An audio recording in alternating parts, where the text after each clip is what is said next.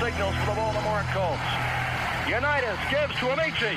The Colts are the world champions. Amici scores. It's amazing, sensational, dramatic, heart-rending, exciting, thrilling finish in the history of college football. California won the big game. 5 seconds left in the game. You believe in miracles? Yes! Unbelievable. This is Phil Steele. This is Mike Burnham. This is Wes Durham. This is Mike Ashley. Hi, this is Chuck Foreman, number 44 of the Minnesota Vikings. Woo, mercy, this is handsome Jimmy Vine, the Boogie Woogie Man. This is Coach Fry with Virginia Tech Football, and you are listening to Big Dog Sports Talk. Are you ready to rock? Are you ready to roll? Okay, let's do it. You're in the doghouse with Rick Watson on Big Dog Sports Talk, presented by Pulaski County Sports and Entertainment. Join us in the Family Fencing Studios and chime in on the McClellan Chiropractic chat line. He's keeping cool with help from Little River Heating and Air, but this show is straight fire. And now, the big dog, Rick Watson.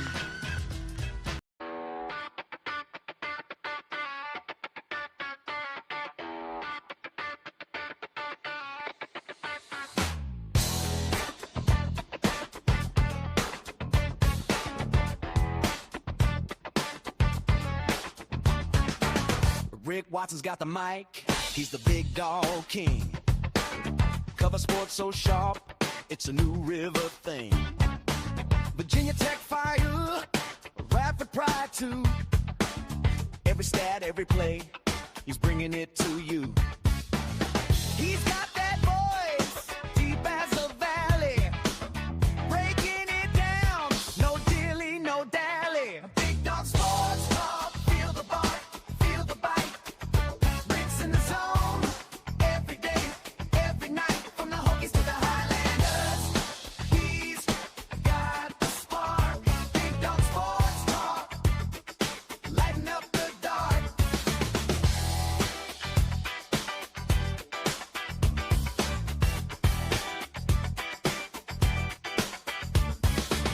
He's got the scoop, faster than a sprint. Calling plays like a coach, every word's a hint.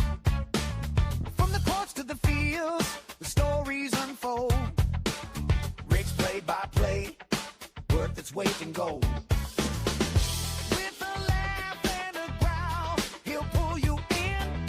Big Dog's podcast, let the games begin. Big Dog Sports Talk, feel the bark.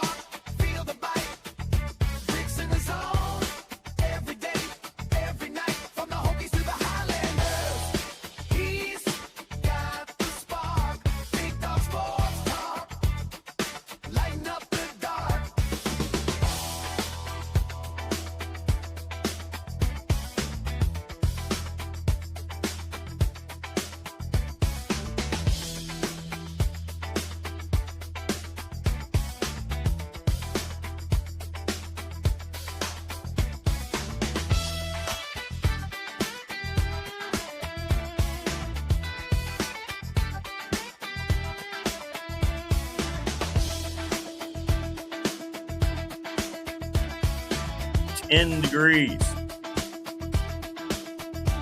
Oh, check that. It went down to 9 degrees.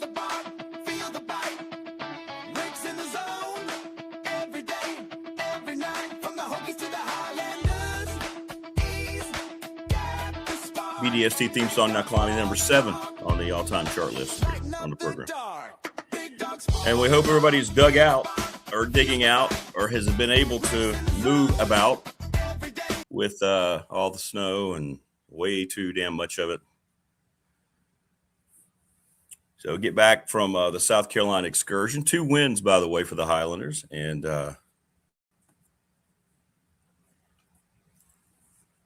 lots of shoveling. Terrible pictures. It was sobering. So came back, of course, late. You're on Route 26 if you've been down in Charleston and you know the route down there to get back to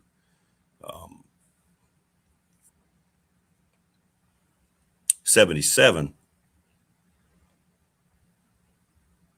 And we're on 26 I guess it's 26 West coming back. And yesterday it was released. I guess it was probably, I don't know what day it was. I know TLB, but the Groundhog's already lost. The Groundhog's already lost. We know what it's going to be. It's going to be 6 more weeks of winter. Good morning, Tina. Steven. So I was with Neil in the wee hours of the morning on Thursday. Then he showed me that they were showing some of those cameras, there on the roads, and there were so many wrecks where it snowed. Trucks were wrecking, the roads were blocked, and cars who were coming, the visibility was so bad they couldn't see, so they were just smashing into vehicles. It was terrible, terrible. It's just so much bad stuff, man. And then Saturday night, you try to get things cleaned out. And then another wave comes in, 3 or 4 more inches. And then you spend all day Sunday trying to dig out. Things still aren't dug out. And many of the roads are still in bad shape, really bad shape. But I'm hearing so many accidents. So many accidents. Just awful. And I'll never understand why anybody wants this weather in their lives. I'll never understand how this is something that people sit and go, yeah, let's bring on more. We want more. But in any event, we've already been through that. So anyway, it's funny you say that, Tina, because I did look at the forecast and I saw that it's going to actually get above freezing after lunch today. And with the sun out, we will have some melt. So the melt will be good. Yeah, then there was drifting. Yeah, you'd go out and you would shovel, and then you would have to go back, and then the drift. Yeah, it's just horrible. I just, really think you need to reevaluate your life if you're still fist pumping over snow. So bad. So bad. From the deep inches of powder in the New River Valley here in the Palm Coast, ain't much better at 24. 24? So we can't have any warm weather pep rally. BDST's live. Good morning, Morris. 24? In the Palm Coast, it's 24? Wow. Sorry, man.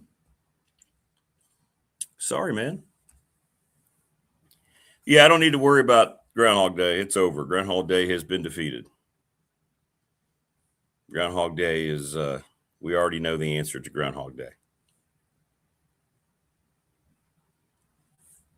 No football this weekend. That was fine. We got one more game left. The Super Bowl next Sunday. All the coaching vacancies in the league have been filled.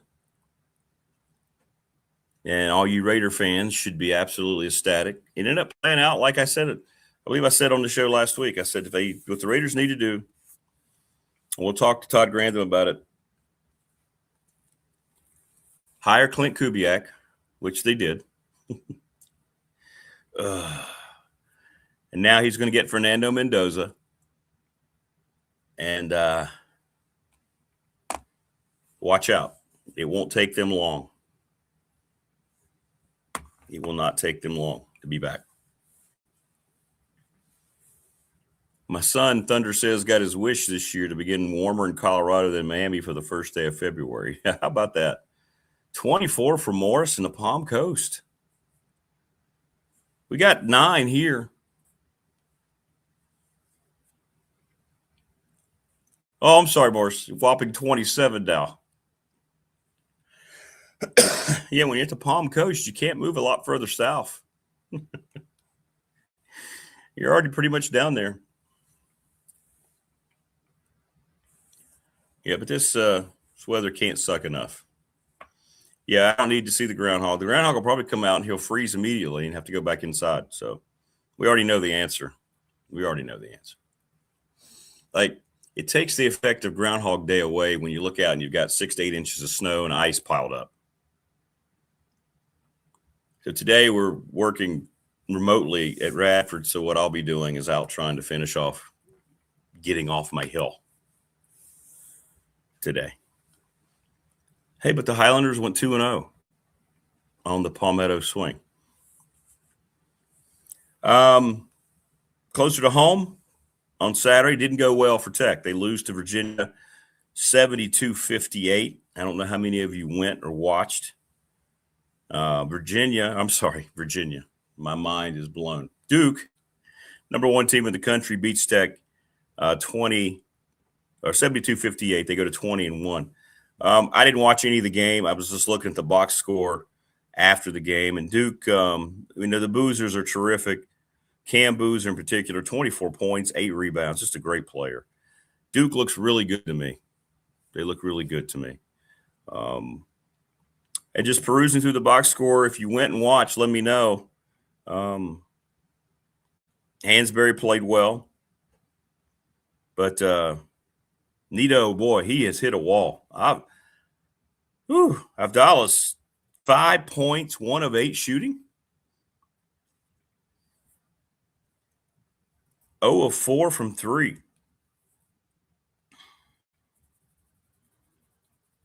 So at some point, I'm wondering if Mike Young, this is where you get into the dilemma during the portal era.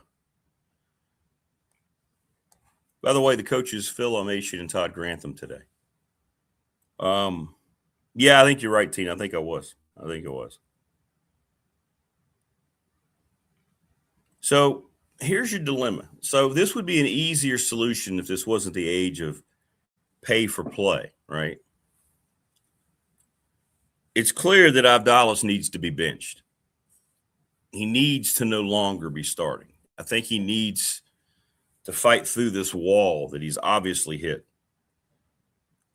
He's not helping in any way, shape, or form. But you've paid him so much money. One of the biggest criticisms of Brent Pry, of all the many failings he had as the head football coach of Virginia Tech, the one thing he did, he was very loyal to players to a fault, something Dwight Vick has talked about a lot, and the locker room notices that immediately. And a lot of it had to do, I'm sure, with NIL money.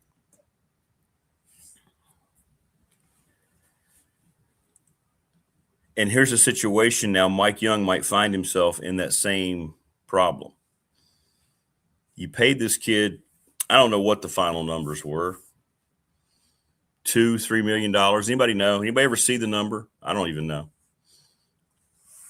I know it's at least $2 million. And he's not giving you anything. So I think it's something Mike Young's got to figure out. In Tech, 16-7 had a chance to make a statement against Duke. They did not score 60 points. And now they've got some pivotal stuff coming up. They have the week off, and then they've got NC State and Clemson on the road.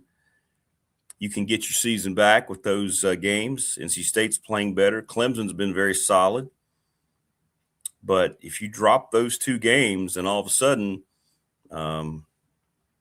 you're well on the outside looking into an NCAA berth. And again, I'm going to say it because it's factual, not because I'm making excuses. It's a shame that this team's potential may have been stripped from itself because of all the injuries.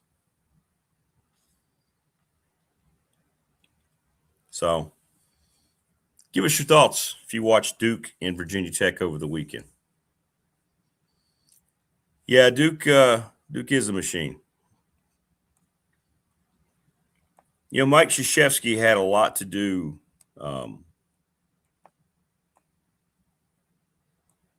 when he left. He wanted to make sure that,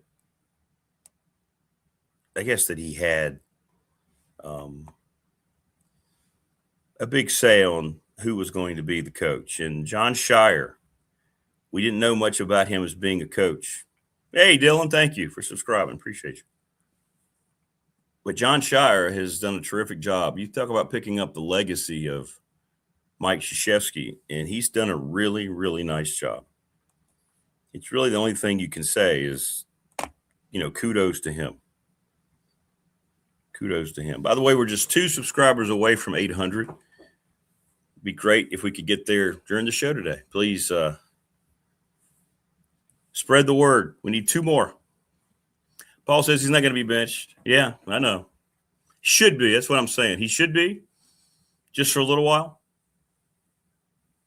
But they're not going to. And he'll try to play through it. Didn't Steve Miller sing "Take the 2 mil and run"? He always says.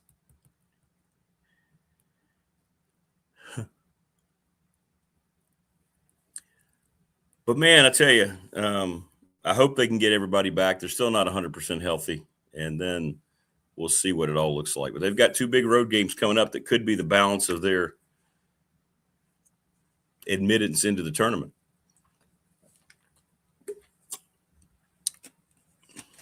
I don't know where they are on the net rankings this morning. Let me look up the college basketball net rankings. And we'll find out together.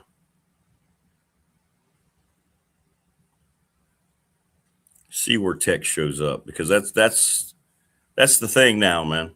The net, Ken Palm, and all these things. I mean, you play a team like Duke, you're 55. So, I mean, they're within the range. So, okay. Schedule's been good enough. They're 55. So that's okay. But you need these 2 this week.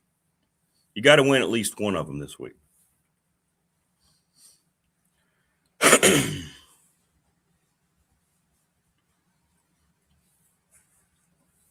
I understand they wore their school colors, actually, for this game. What do you know?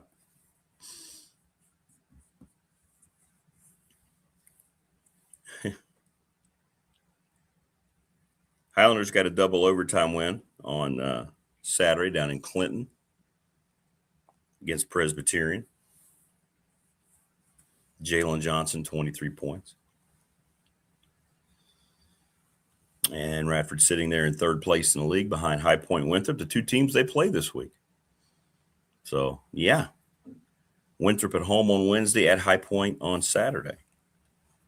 So, big week. Man, it's a big week for both the local college basketball teams, or Division I college basketball teams. Big week. Huge. And the women, as Tina mentioned yesterday, beat Virginia. What was the final of that game, Tina? Didn't watch any of it. 76-64 was the final score. So Tech now 18-5. And they'll definitely be in the NCAA tournament. Definitely.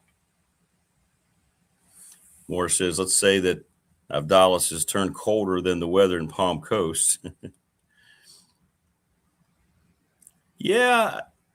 And again, it's not for lack of effort. From the game I have seen with him struggling, he's trying. He's trying to fight through it. But I think this is why he wanted a year over here to season himself. Knew he could make some money, lots of money, and find out where he stood. And right now he's finding out it's a lot more difficult than maybe he or his family had perceived. It's not always automatically walking into a situation and having instant, just this unbelievable success. And I think that's something that he's obviously figuring out right now. So we'll get into that. And all the head coaching vacancies have been filled, by the way, in the NFL. And to me, there are 3 that really stand out. And one I hate to announce. So the Cardinals have hired Mike LaFleur, the younger brother of Packers coach Matt LaFleur. I know nothing about him. Jesse Minter is the coach in Baltimore. Kevin Stefanski, which I think the Browns were moronic for firing him. He's the new coach in Atlanta. Joe Brady was hired by Josh Allen, the offensive coordinator of the Bills, is the head coach. Todd Monken, which is a very questionable hire on paper for the Browns. Of course, it's the Browns. The team wanted Jim Schwartz, and now their best player saying that I want out because they didn't hire my guy. Jeff Hafley, who's been on this program a couple of times when he was the head football coach at Boston College, is the new coach of the Dolphins. Of course, Robert Saleh, back as a head coach, now with Tennessee.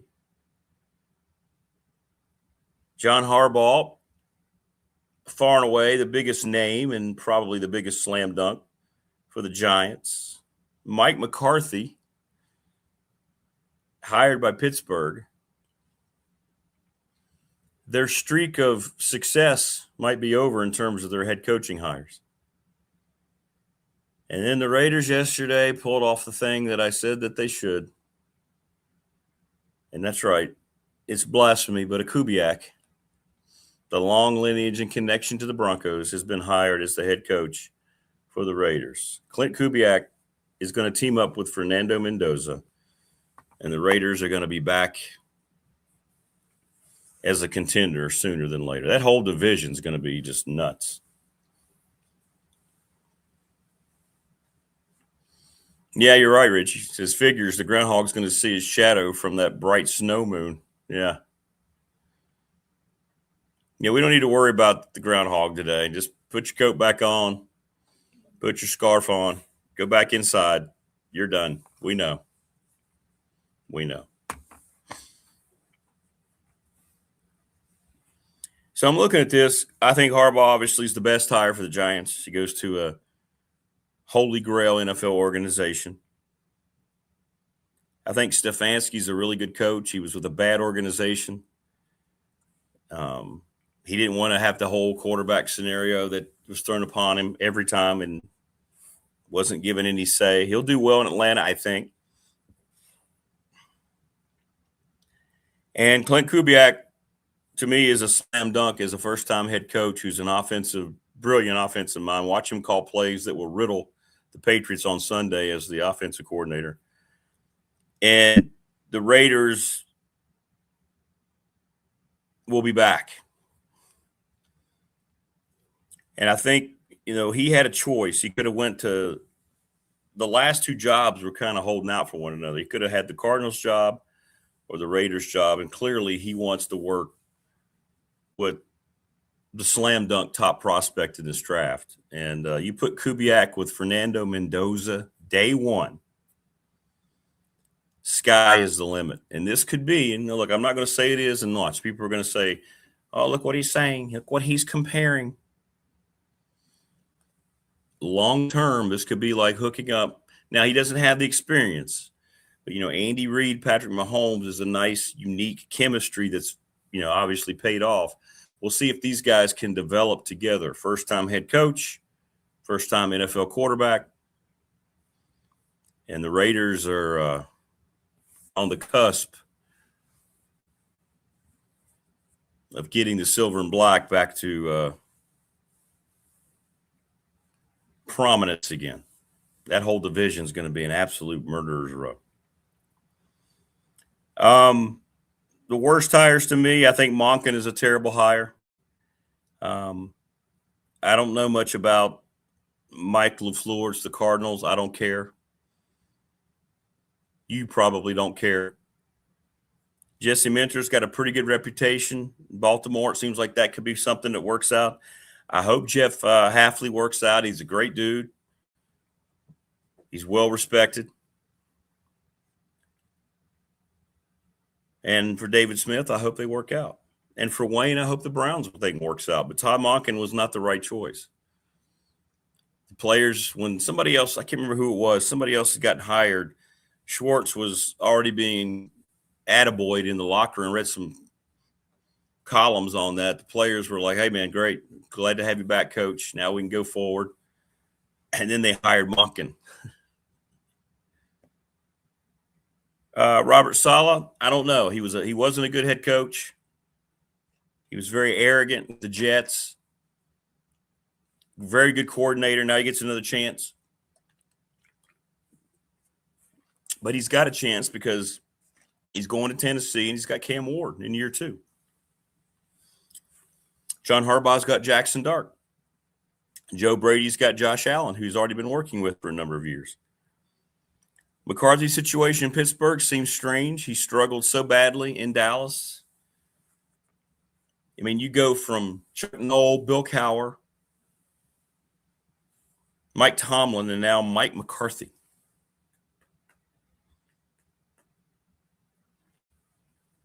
I don't know how that's going to play out. But that's your head coaching hires. Who do you think gets fired first? Who do you think will do the best job?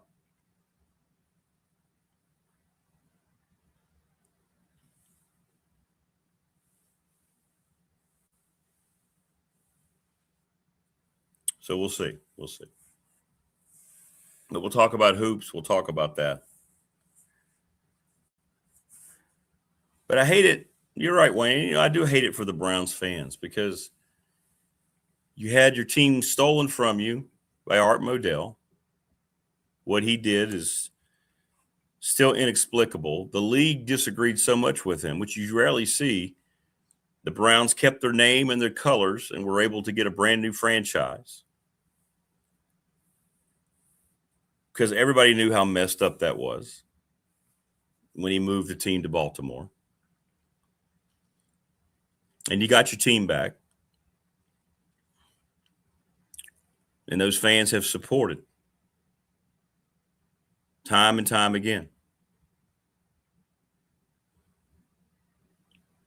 One of the most selfish, I guess, along with what Baltimore did, moving in the middle of the night and lying to everybody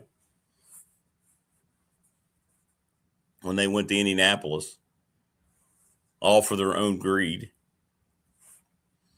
What Modell did was just unforgivable. It's one of the original NFL franchises. It's won so many pre-Super Bowl NFL championships. They were the dominant franchise of the old AAFL, the All-American Football League. They've had some of the most decorated players of all time, including, I think, the greatest running back of all time, who I got to meet for about 3 minutes, and I still remember the handshake, Jim Brown.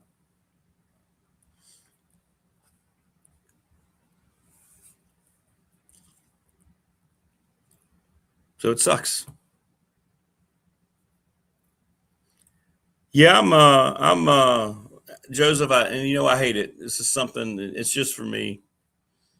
I have no enthusiasm for baseball anymore. I'm going to get excited about college baseball and the Highlanders and Alex Guerra's team. I think they're going to be really good this year. But Major League Baseball, what they're allowing the Dodgers to do and everything going on,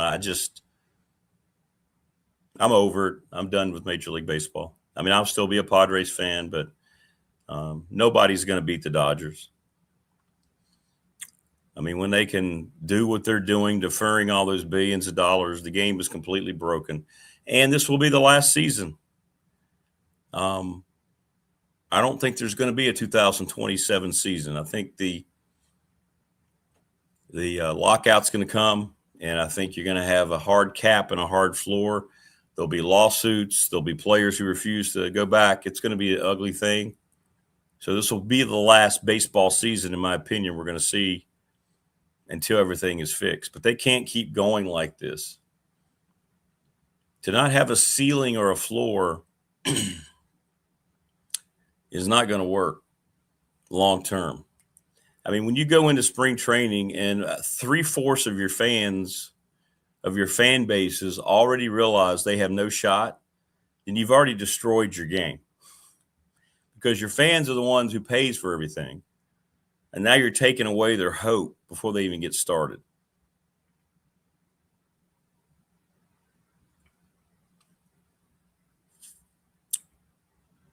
I mean, go through the divisions. Who legitimately has a shot to win the World Series next year? The Dodgers. Who else in the National League?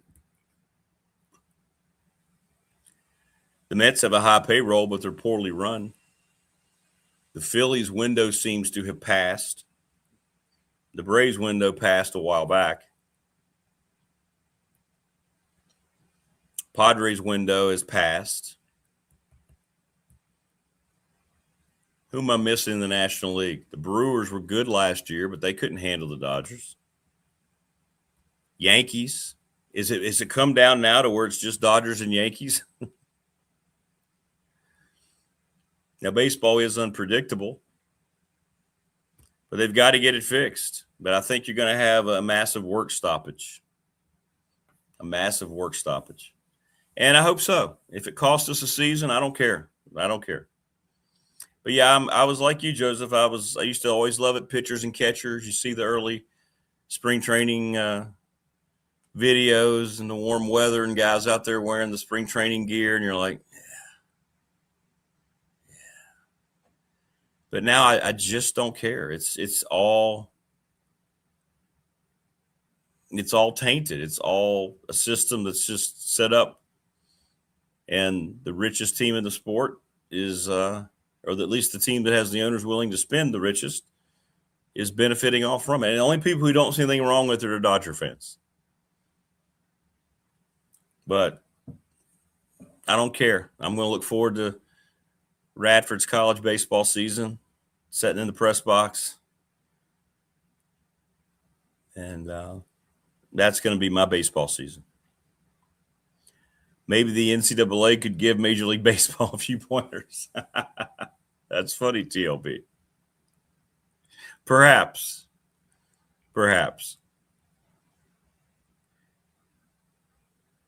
Rick, can you send Creed out to see if he sees his shadow like Logan used to do, or Godzilla? It's funny. He created a little path of running yesterday because he hates this as much as his owner does.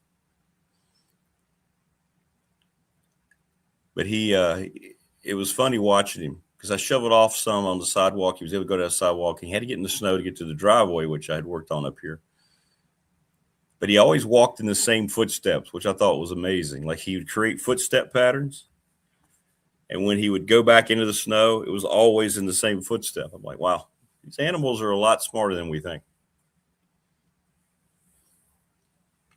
I agree with that too. And I know they do that, Prometheus, because of the academic schedule. But yeah, college baseball, for instance, down in Radford, we have all these games at home scheduled for February, and we won't get to play. I'm guessing that already they're probably scrambling a little bit with the schedule. I can't imagine this mess being off the field in time. Softball starts as well. Usually most baseball teams play in warmer weather. They set up to play away. Oh, that's great, Morris. You've been to the College World Series twice. Very cool. Very cool. Oh, yeah, he is. He is. We can't well, the cold sucks, but it's snow specifically. The things about winter I hate the most are the snow and ice and the wind. Like I was out yesterday when you're outside, and I guess it's because I grew up on a farm and I had to do it. But it's strange for me because I can be outside in the cold and work, play ball, whatever it is, and I can be okay. But I cannot stand being in the house and all of a sudden you get cold. You get a cold draft or a cold chill. It's terrible. It's terrible. Yeah, softball usually starts a week ahead of baseball. That's correct. That's correct. Lacrosse gets underway.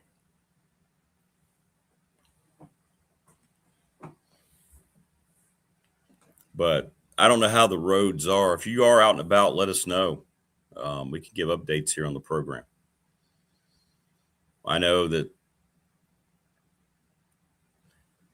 I know they've been working hard, but nothing around where I am. Route 8, I think, is okay, but none of the back stuff here has been remotely touched. And people were saying that a lot of the back roads in Radford had not been touched either. So I know it's a remote day for Radford today, which is a smart move. I was very surprised last week when we finally went back to work after this first batch of unsightly horrors that they had not touched the road at all going over the bridge into Deadman. I mean, it was just a solid sheet of ice, and I've never seen it that way. 26 years down there, I've never seen it not scraped. Craziness, man. TLB says my backyard has become a wildlife sanctuary during the snow.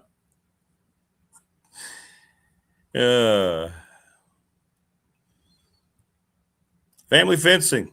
They may not be able to get your fence in the ground right now, but they still will come out. Give them a call for a free quote, 540-200-8294, familyfencing.nrv.com, sponsor of our studios.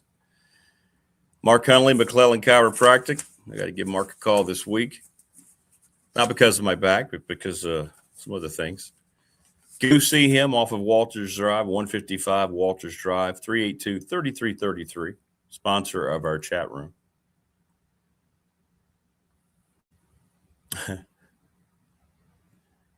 No, I did not. People hit me up on the text line. Oh, God, I don't even want to think about it. People say, hey, did you watch the Grammys last night? No. Pulaski County Sports Entertainment's the presenting sponsor of this program. Thank you so much to all those folks. Jonathan Sweet, who we had on the show last week, and Tim Miller. Charles Lee and Little River Heating and Air, 1095 Radford Street in Christiansburg. 540-553-2971. I know he will not allow the weather to deter him from going around and helping people. The attorney Ryan Pryor, BDST fan question of the week. Help us come up with one. I know. Well, it's easy. 701 West Main Street. Who's going to win the Super Bowl? Who will be the Super Bowl winner? National Bank member FDIC, the exclusive banking partner of this program, the exclusive banking partner for me for 35 years, thanks to Larry Ramsey. And Travis Williams and Professional Door Incorporated Residential Commercial Garage Doors. They've been around for 38 years, sponsor of our text line. ReadySetFund.com with Bob Chris, CRST11 at Gmail. If you want to earn money for your organization, they send out a series of text messages. It's awesome. T-shirts are $20 if you want one here locally. Top Shelf Apparel, thanks to Brandon Pulaski, 4377 Lee Highway Street. Thanks to Lawson's Mobile Home Supply, 300 North Franklin Street in Christiansburg. Give James a call, 540-381-8011, and call the NRV Super Bowl, 382-5525. They're going to have a special Super Bowl package. You can go over there. They're going to have the game on. You can go over there and bowl. It's great. Won't be very expensive. Get about 6 or 8 folks out there and have a great time. So thanks to everybody who supports the program. BDST legal counsel Richie Davis. Big Dog thoughts on the Rooney Rule 2026. Just 3 black coaches among 32 teams after 9 occasions and 1 Lebanese hired. I think you got to hire the best person for the job. I mean, the Rooney Rule has kind of backfired. I mean, these owners are hiring coaches that they think is going to make them contenders, right? They're not intentionally hiring people, I don't think, because of what they look like. You know, Vance Joseph, who is a African-American coach for the Broncos defensive coordinator, early on in this process, people were speculating, you know, he interviewed early, but he said, you know, I don't have any plans to be a head coach again this year. He kind of took himself out of the running. I always think that gets completely overplayed. I don't think it matters. I think whatever you look like should not result in whether or not you get an opportunity.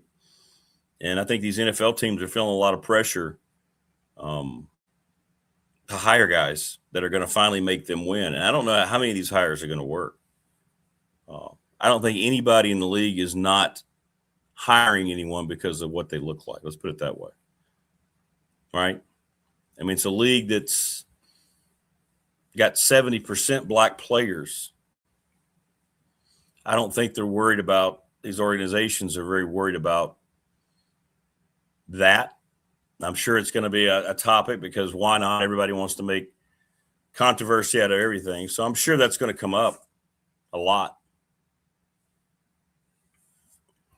But it is what it is. If these coaches aren't successful, then they'll have a bigger argument. But the bottom line is you have to win. You have to win. And if you are white, black, Lebanese, whatever you might be, if you don't win, you're done.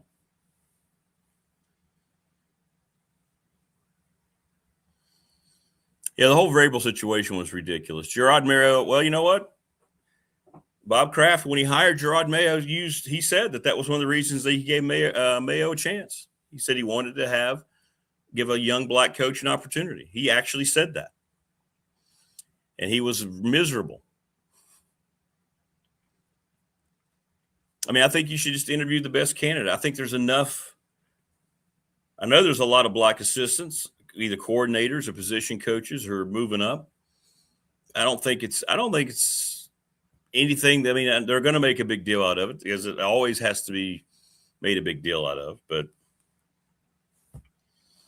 these organizations aren't hiring people because of what they look like. They interview them. They want to hear their philosophy. How are you going to relate to my football team? What's your vision? What's your plan? What coaches you're going to hire? Let's go. That's my opinion. Let me know yours. Yeah, no, I didn't watch. There's no chance in hell I'm watching ever any award show again. Ever. No. Tina says as a Bills fan, she's pulling for Seattle. I get it. Yeah, you don't want Stephon. You don't want Stephon Diggs to get a ring. I get it.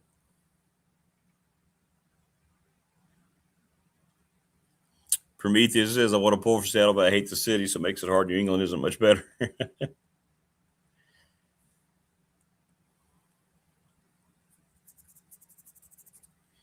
Yeah, I saw some of those highlights. Yeah, they played the hockey game at outside. They always do that once a year. The outside game is really cool. It's really cool. Really, really cool.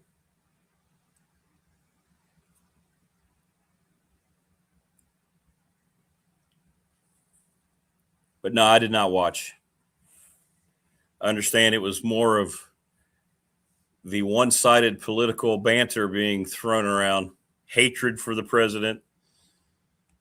And like almost every acceptance speech, they felt obligated just to get their trained SEALs to sit there. These people in Hollywood and music industry that don't live in any reality because they're all millionaires and live in these gated houses and don't have to worry about any real world consequences, sit there and want to try to continue to influx their political ridiculousness into these shows like they have any influence at all. Maybe they do over younger people. But what it does, it really makes me not in any way, shape, or form look forward to any kind of modern entertainment. Like, now that you know what these people are all about, they can't help themselves. They're so, first of all, they're so ignorant. They're so disgustingly stupid that they don't understand the topic that they get on there and pontificate about. They don't understand anything of what they're saying about immigration. They don't understand. They just run with whatever is expected of them. So they stay in with the in crowd of Hollywood and the music industry. That's all they're doing. There's no research into it. There's nobody looking into anything to see what the facts are. And that's all I did see this morning on X. People were making fun of some of these people. And now they apparently, on the first day of Black History Month, why did they attack Nicki Minaj? Somebody's saying that, who's that moronic host who used to have the horrible show on Comedy Network? what's his name? Trevor Noah. Why were they attacking Nicki Minaj? What did she do? I thought she had won Grammys before. At least I've heard of her. Anybody see what happened there? Somebody educate me, because I don't keep up with it. I can't imagine any of the music that was nominated is worth a damn.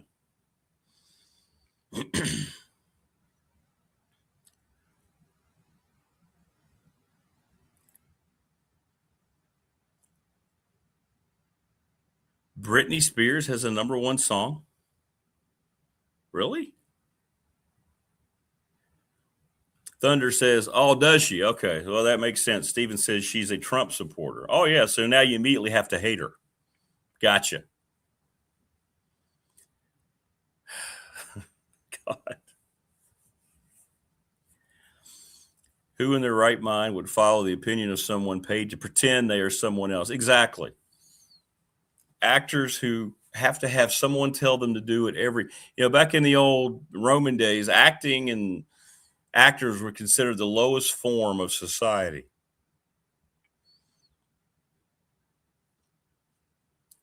Nothing they do is real. They spend their lives making their millions, pretending to be someone else. So in other words, they're just pretending their whole lives. So most of the time, this outrage is pretend outrage as well, just so you sound like you're falling in line. So they can go, yeah, you better stay with us.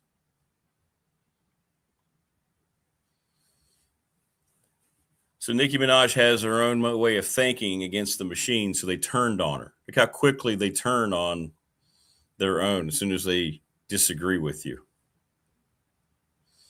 And this is what I've been talking about since I restarted the show. This is why I can't stand politics. The fall of mankind is because of politics. It's as simple as that. People have now decided that politics is more important in their lives than morality, than basic understanding right and wrong, than basic compassion for fellow human beings, having discussions. You may go into a conversation and you don't agree with someone. We don't agree here, right? We don't agree here. Doesn't mean that we can't have a conversation about it. But people are now seeing everything through a political lens. Everything. If you find out somebody believes or voted a certain way, you don't want to talk to them. Aha. You don't want to meet them. You don't want to see what kind of person they are, right? You don't care about that because you found out that they may have supported the president or not supported the president or supported Joe Biden or not supported Joe Biden. Oh, we can't hang out with them. Why should we?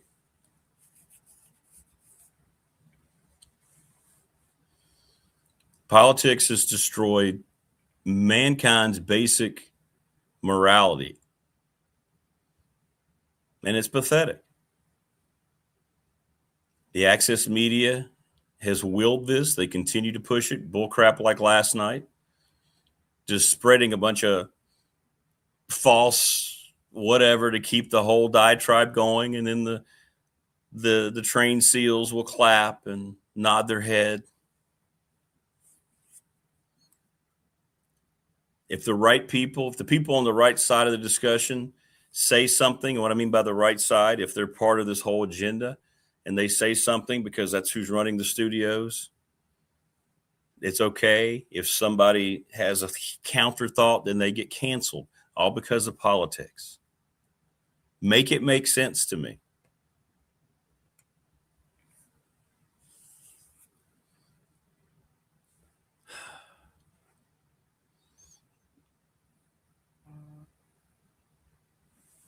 Make it make sense to me.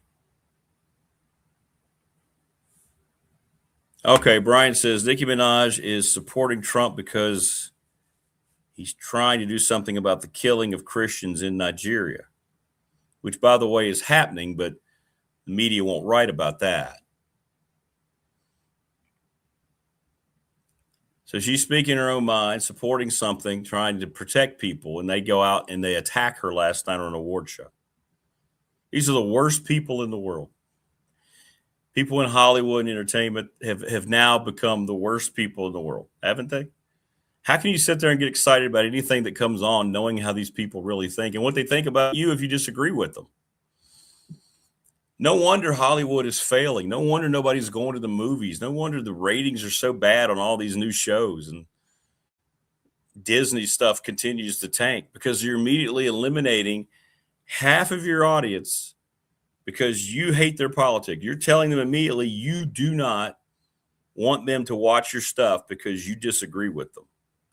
The NFL is going down that line too with the Super Bowl. NFL has chosen to do that.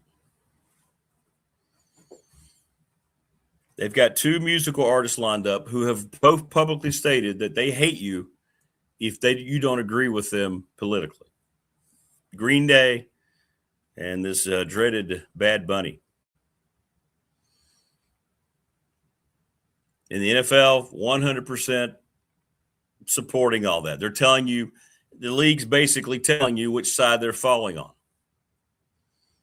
So it's going to be interesting to see, to me, how that's going forward. Mark Wahlberg came out yesterday ripping the whole Bad Bunny thing because he's a big country music fan. He said, the last time we've had a country music artist do the halftime was 2003, and that was Shania Twain. And that made its rounds yesterday. There are a few that have common sense around all that. Mike on the Professional Door text line. Are you watching anything on Sunday? I'll keep up with the game. I'm not going to sit there and watch any of the stuff. No, I don't care. I don't care. I mean, there were shows when I were growing up that were so much more intelligent than anything now. If you watched All in the Family,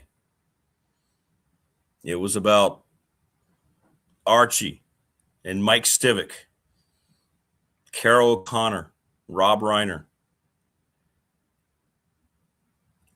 And the whole show was based on a lot of their conversations and differences and how they attack social differences and differing opinions. It was so far ahead of its time. They handled race. They handled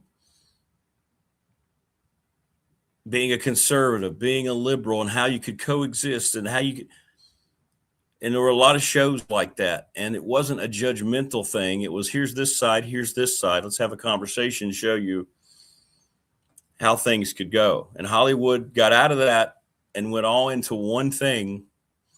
And now all they want to do is tell you how to think, or you better think like them. And it's happening in sports now. Disney and ESPN. They've picked their side. And you have people who are working every day to make sure that we're as separated as a country as possible. And I don't understand it, and I'll never understand it. And I know I say I don't like to talk politics. I don't guess I necessarily am, but I am talking about the aftermath of it.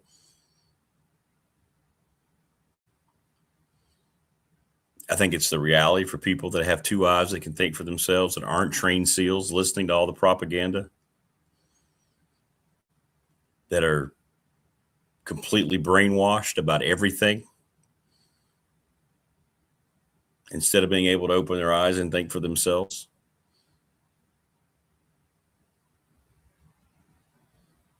I was thinking about it yesterday when I was out shoveling the snowdrifts. Some of the people closest in my life, I don't have the same necessarily agreements with, but you know what? That never comes into play when I'm around them, when we're watching a ball game or talking about anything. I don't sit there thinking in the back of my mind, boy, bottom line, at the end of the day, we don't agree on everything, so I better not talk to them, or I better not have them in my lives. Just, who cares? I don't care. I don't care what you believe. Like, I wouldn't want you to care what I believe. Like, that shouldn't influence you. It doesn't influence me. What does influence me is when I see people actively trying to rip other people apart because they don't agree with them. I don't understand.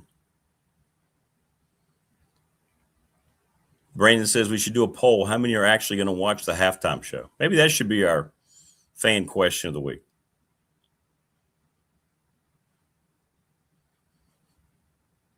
You're right, TLB. Left versus right has existed for a long, long time. Social media has changed it all, but it wasn't this kind of hatred. Maybe it was.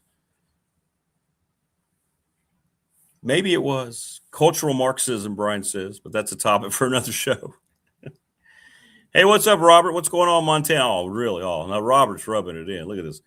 Montana, 60 degrees and no snow in Montana for Robert. Really? Really, Robert? Congratulations, brother. That's awesome. Good for you, man. Not so much here. I'm checking right now. By the way, we're 2 away from 800 subscribers. We're at 8. We're at 8 this morning, Robert. Look. 8. Or as Chad Hyatt would say, 8. 8? But as Tina said earlier, we are supposed to maybe get close to above for freezing today. The sun's going to be out, so that's good. That's good.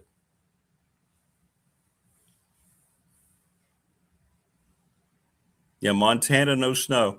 And he's got 60, and we've got 8. Wow. We're moving the Family Fencing BDST studios to wherever Robert is in Montana.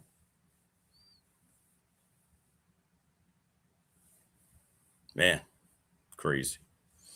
Yeah, I think, Wayne, I think you're exactly right. The extreme sides is what's done all this, to either side, right or left. You're correct, 100%. 100%. It's the far extreme radicals on each side of the political. I think that's accurate.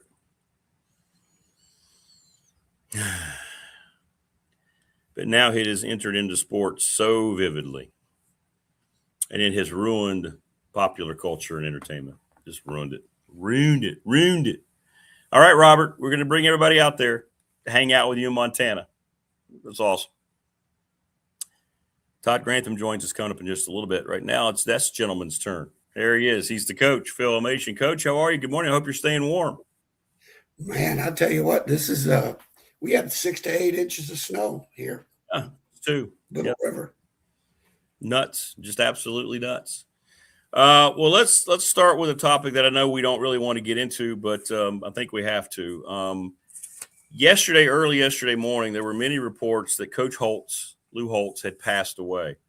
Later on, his son Skip said he had not passed through the doorway yet. He was in hospice care, and they were just cherishing every moment with him. And I thought about you immediately because you've talked about Coach Holtz before, and just a magnificent football coach. He was really good on the early days of game day and on TV and those college football shows, just a salt of the earth kind of guy. And I don't think people understand or have thought about just what a terrific football coach he was everywhere he was. Didn't matter what school or what level. And when inevitably, apparently, he does pass away, it's going to be a huge loss in college football circles.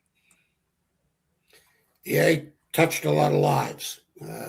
I was fortunate enough to have played for him for 1 year at William & Mary and got a chance to coach with him at Minnesota. And so the playing and coaching perspectives are a lot of, whether you played for him or coached with him, it was the one thing. And I think I sent you that picture of Yeah, that was cool. With a friend of mine that we played together, Joe Montgomery. The gentleman was Joe Montgomery. He was a center for us. Excellent player from EC Glass High School, as a matter of fact. And he's gone on to actually done very, very well for himself. A big contributor to William Mary football. So, and I got that picture through a friend of mine, Phil Mosser. He texted to me. Joe sent it to Phil, and Phil texted to me, and it was, and Phil made a comment to the fact that, Lou's positive mental attitude is probably going to keep him fighting the fight, and that because that's what he was all about. It was a genuine enthusiasm. It's funny. I try to think of one word. What one word can define the person or the coach, one of the coaches that I work for.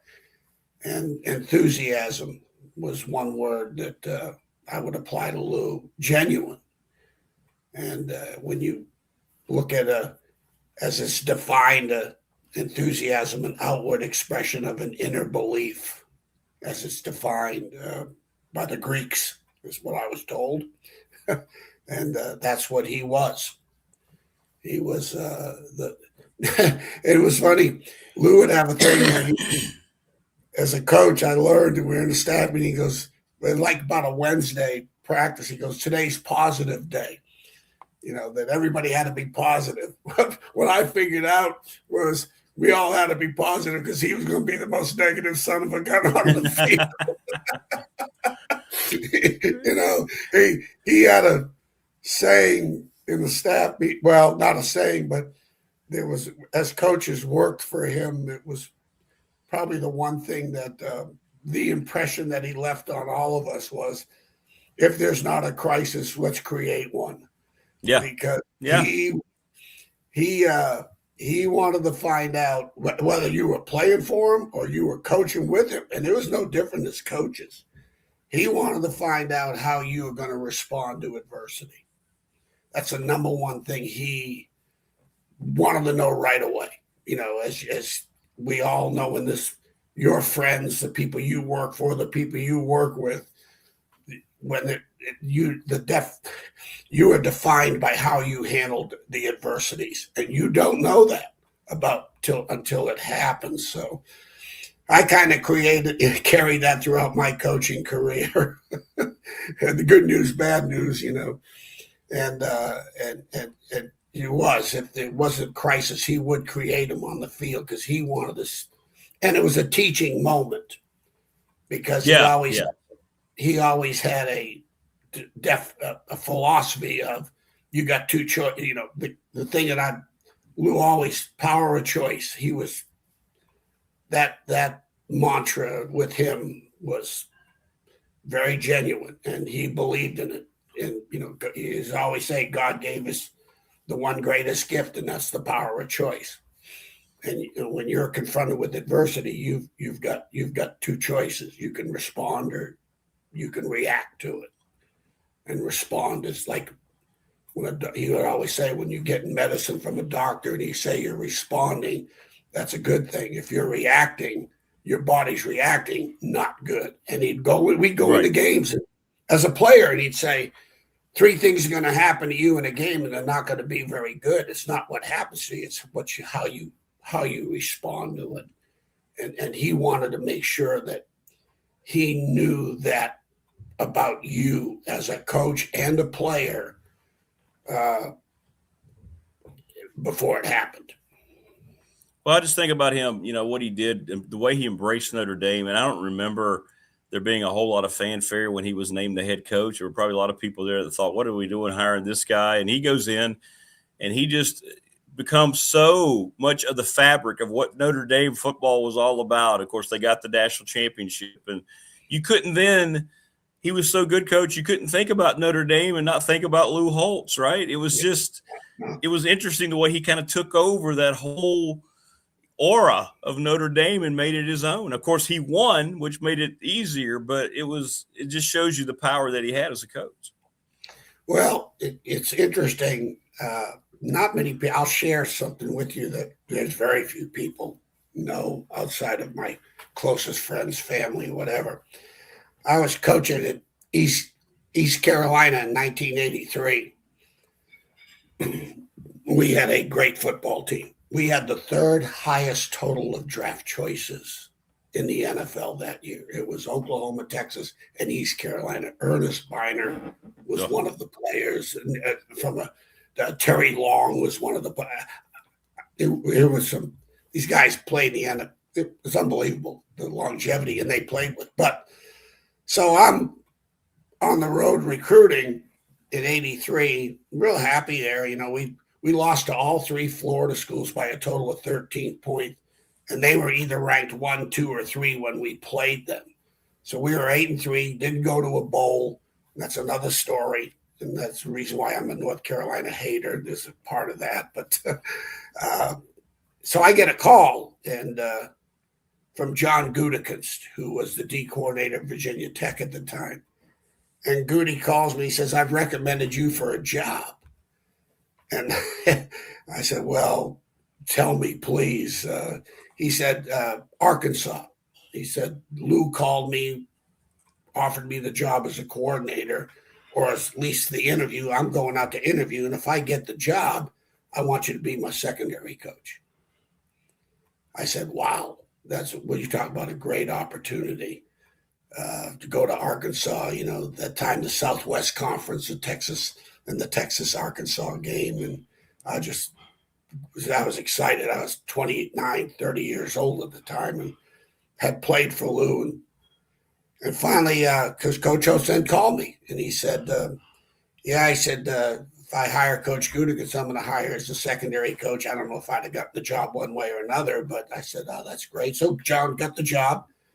And so I'm flying out there to take the job, and I stop at Memphis and get paged at the airport.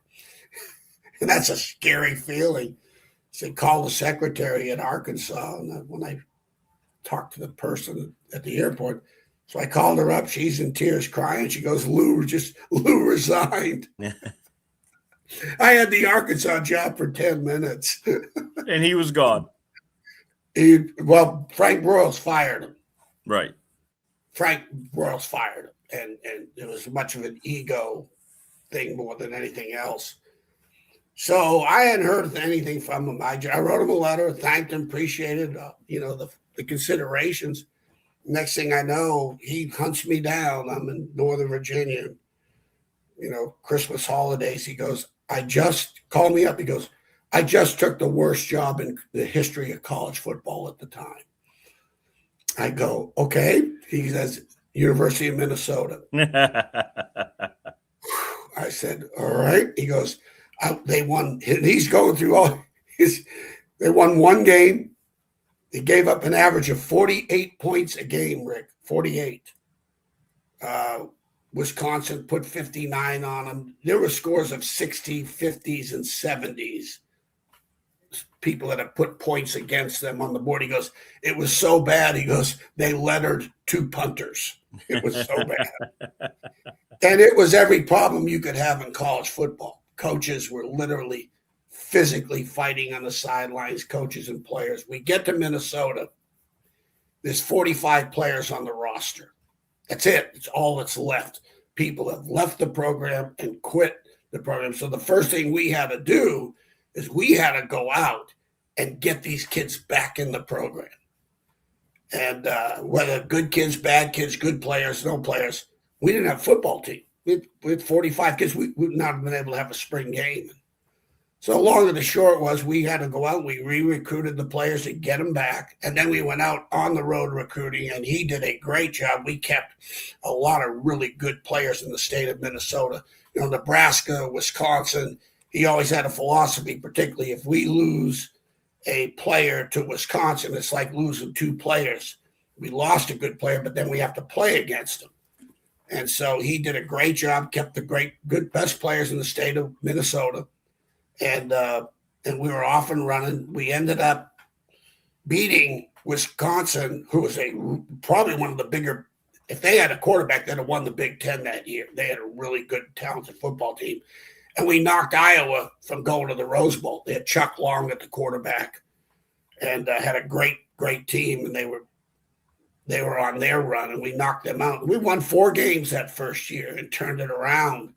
And the next year they were 6-5 and went to a bowl. And but the bottom line, the thing with Lou was interesting in the Notre Dame connection, as I was told, is when he was at Arkansas that first year, I think they went 11-1 his first year.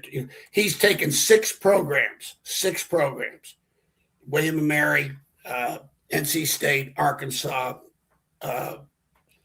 North Carolina State, and South Carolina. And by the second year, losing seasons, terrible seasons.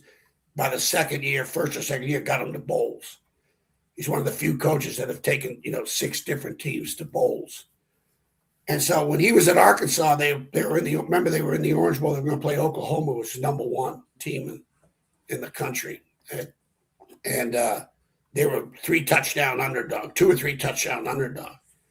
And he suspended. Lou had a rule called the do right rule.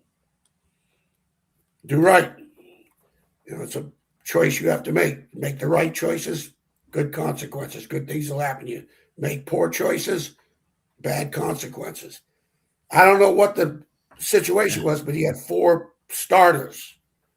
One was a great running back for him, led the Southwest Conference of rushing, that broke the do-right rule for whatever reasons, and suspended 4 players. And it was a national deal. The NAACP got involved in it, and it was really. But Lou, that he stuck to his guns, and he ended up beating Oklahoma 31-0.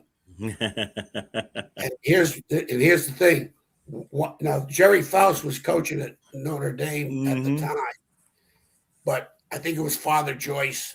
I can't remember which of the priests with like the presidents or the universities. That's when they made the decision that if the Notre Dame job came open, they were going to hire Lou because of the ground he stood on and what he stood for. And that game had to influence him too, didn't it? I mean, Obviously the game and how you talk about adversities, doing the right things, of decisions you make, what's best for the football team, not necessarily, and you take the individuals into account, but this is best for everybody. And I've had to make those decisions myself in our career. We all have. And at that point in time, that's when he was on Notre Dame's radar. Yeah. And when he took the Minnesota job, he had a clause in the contract that he could, if he got if he was Notre Dame kept calling, if Notre Dame came calling, that he would go ahead and they would release him from his contract. And that's the only job that he had in his contract at that time. And like I said, I mentioned you numerous times, I had Chicago for recruiting, and I had got about 3 or 4 guys that were Notre Dame recruits, and they were visiting the campus, came down to Minnesota, Notre Dame, and maybe Iowa, whatever. And anytime we lost a kid to Notre Dame, it's just no big deal. Yeah. You lose to Iowa, you're getting fired. He was like ripping everyone's butt. And basically he was going to be coaching them. And but he was special. I mean, he's a special guy. And up until a month he was doing podcasts. He had his own I know. Yeah. And he was, with players and but a very, very influential person in my life and everybody else that ever played for him or worked with him. It's great. I was very, very fortunate in my life. Well, it's great to hear all these stories, Coach, and I hope that whatever piece that he can receive here in the next few days, he will get, going forward. But sad story, but guy has left his imprint forever. He was good on anything about it. He took that all into TV. He had a great TV personality. He had fun with it. He kind of helped usher in that whole game day. It's evolved terribly, but he's kind of ushered in that whole game day coverage, the way he handled the studio. He was really good. He just, everything he did, he just seemed to attack it the same way. So that's cool. It was when I got there, the 1970 team, with the second year at William Mary, they were 4-1 in the whole Southern Conference, they beat Richmond the last game and went to the Tangerine Bowl. remember it was the old MAC conference versus the Southern Conference. Yeah. The two conferences went to which is now the Citrus Bowl or Capital One Bowl now, whatever. But it was the old Tangerine Bowl, MAC versus the Southern. And they ended up losing to Toledo. And so the 71 season was my junior year there. I transferred there from Ferrum. And because of Phil Mosser, a great running back, Southern Conference Athlete of the Year, that really literally, and Lou would attest to this, put Lou on the map. He literally turned around William Mary football as a productive player. And so that's how I got to William Mary. Coach Norton, he said, he says he battled for me because I was just an effort guy. I had no talent, but I gave you an effort. And but he told Lou, and the guy named Larry Bechtel, who was Lou's offensive line coach for years, he said, "Hey, I sent you Mosser and saved your ass. You take this boy." That's how I got my William Mary degree. There you go. Well, it's great, the history that you share with Coach, and all your history is really cool. Can't wait for your book. We got to get your book commissioned to get that thing going. That's got to happen. Are you guys done at UAB now? You got everybody you need? Looks like classes are complete now, getting ready for the spring. Yeah, I haven't heard. You know what? The good news is I haven't heard a thing from Todd. You got them all. You got them all, and he's working, and I don't bother him. I'm not going to. If he needs me, he knows where I'm at. He's got my number, but I know what those days are like, man. It's especially when you got to turn around a program that had won. I don't know how many games they won last year, but that UAB program was a mess. Yeah. And he knows how to do it. He's done it a long time. Absolutely. And, we did it at Tech. And, I'll tell you what, I will say one thing about the portal, Rick, with that PFF. If you screw up on a portal kid, you should be fired. It's hard not to get a true eval now. You're right. You're getting almost an exact evaluation now because of what they've done. It is like, because the positives and the negatives are right there for you, and you don't have to keep. And they're not highlights. They're just these are all the snaps this young man's been involved in, every one of them, from missed tackles to point of attack passes, whatever. You can get whatever you want to see, and so when you to evaluate their athletic ability and then their position projection, it is so easy. I started thinking about it today. I think the portal thing with this PFF gets so spoiling. It is hard to evaluate high school players, because of the availability of the game tape. Sometimes, especially DBs, you can't even see them half the time. The shots and how they tape games. All the end zone copies are so critical to watch a kid play, and how especially at linebacker, D line, offensive line. So you got wide sideline copies, and you got wide end zone copies, tight end zone copies. And that's what you can get. And here's another thing too, Rick. And, then the good news, bad news is the portal kids are easy to evaluate.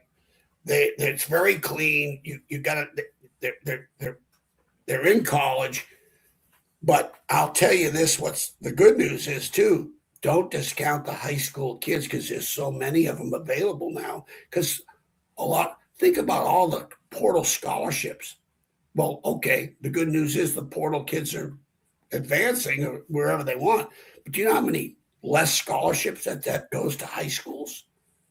I mean, think about it, Rick. There's so many high school players now available.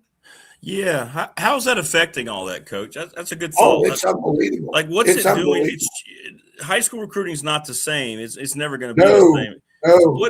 How is this affecting those kids and how they're viewed by coaches. How much time do you spend on that now? Because you do have the portal. Well, you're going to spend time on it. You are because your staff, your what I call the minions, the analyst guys, your minions. Like I'm a minion for Todd. Sure. So I do the portal kids, but right now, when you hear about Coach Franklin, and they're going to have another building to have their portal staff. That's all they're going to be doing is evaluating portal players. They're going to be looking at colleges right now at the MAC and who's starting. They're going to have a list of guys ready to go, like who made all conference in the MAC, who made all conference in the Sun Belt, who made all conference in the Mountain West, who's first team all conference, okay? They're going to get looked at right now, and got 2 to 3 years left of eligibility. That's starting. So they're looking at sophomores, just like you in high school. You're looking at sophomores now to juniors in high school. Well, they're doing the same thing with portal. So you got the portal staff, and then you got the high school staff. And the high school, those guys are looking at the high school kids. But what was they say, Rick? I think the average, 3,000 portal FBS players were in the portal, 3,000 student athletes. I hate to use that word, but that's gone now. Football players were in the portal. 3,000 went to the portal. I think there's 1,000 of them left. About a third of them that will have no place to go. No place to go, right? Not. So whatever. I don't know, but so you think about, okay, whatever that number is, Rick, I don't know what it is, but think about it. It could be 1,000. It could be whatever. Scholarships going to portal kids, that's less scholarships going to high school players. Every portal kid is taking a scholarship away from a high school player. Make sense? I mean, it does. It does. And I'll give you an example of this.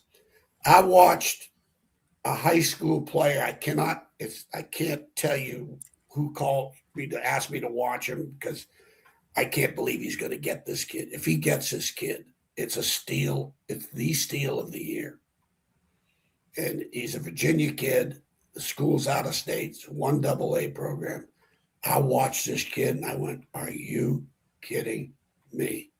How in the hell, let alone Virginia or Virginia Tech, but JMU, Old Dominion, William and Mary, or Richmond for that matter, is letting this kid go. But they're around. That's what they're around. This kid, and again, it's a highlight tape, and I'm very careful with highlight tapes. Yeah, you talked about that before, the difference between game flow as opposed to not even close. Highlight tapes are going to look good, right? Doesn't matter.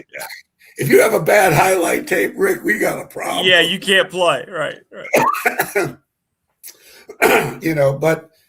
But the game, because when you're looking at a kid, again, you got everyone's got strengths and weaknesses, and there's very few, 100% ready-made kids. So you got to be able to, okay, what's the weaknesses?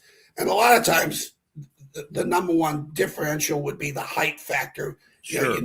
You want length. You like long arms. Even short kids can have long arms. And sometimes in the recruiting process and evaluation, when you get, whether it's Roanoke College or, if Carpenter at Roanoke, where he was at high school at, if he was 2 inches taller, instead of 6'1", 6'2", he was 6'3", 6'4", he probably would have gone in the Division I program. Right. But he was 6'2". So we looked at him and said, hey, 6'2", 225. He's not big enough coming out of high school. But I'll tell you what, now I watched him in high school and he could play, period. And but so the height is probably an area where you say, okay, the reason why we're going to get him, whether it's Roanoke College, Old Dominion, James Madison, William and Mary, or Richmond, is because of the height factor. And that's why we're going to get him. So, so he's 6'1", 200 and whatever plus pounds as opposed to 6'3", 6'4". So that was the one liability you said you didn't care. You said, but, you try to, your speed, there's so many factors that go into evaluations that you got to sit there and go, okay, what liabilities does this kid have, and are we going to be able to play to the kid's strength? And that's the toughest job in evaluating and your decision making. Coach, we got a couple chat questions for you here. People wanting to pick your brain. Well, bring a toothpick, Rick. Yeah, bring a toothpick. A thimble pin, is that what you're saying? Yeah. All right, we'll go. Now. Let's go with recent first. Morris asked, and you went over much of the tech class. Mm-hmm. What's the one name when you looked at James Franklin's class, or you looked at these guys, you talked about how they're going to really look like a real football team now. Is there one name that comes across? Do you remember one position that you say, okay, they absolutely nailed that? Who's your favorite James Franklin recruit? You know what? Out of the portal. I'm not going to go back and pull my notes. No, it's fine. I remember I'll tell you what, Rick, there's some great, I think he's got some really great high school players too. I really do. There's about 5 or 6 high school players that I think are going to be able to make contributions. Could. The portal kids, I would say the D lineman they got from Ohio State, I can't remember his name. He jumped out at me now. He was fun to watch, and again, using the PFF, I got to, get some pretty good sure on the kid. I like the quarterback. I think the quarterback's a hell of a get. I think he's going to give you. He's my favorite.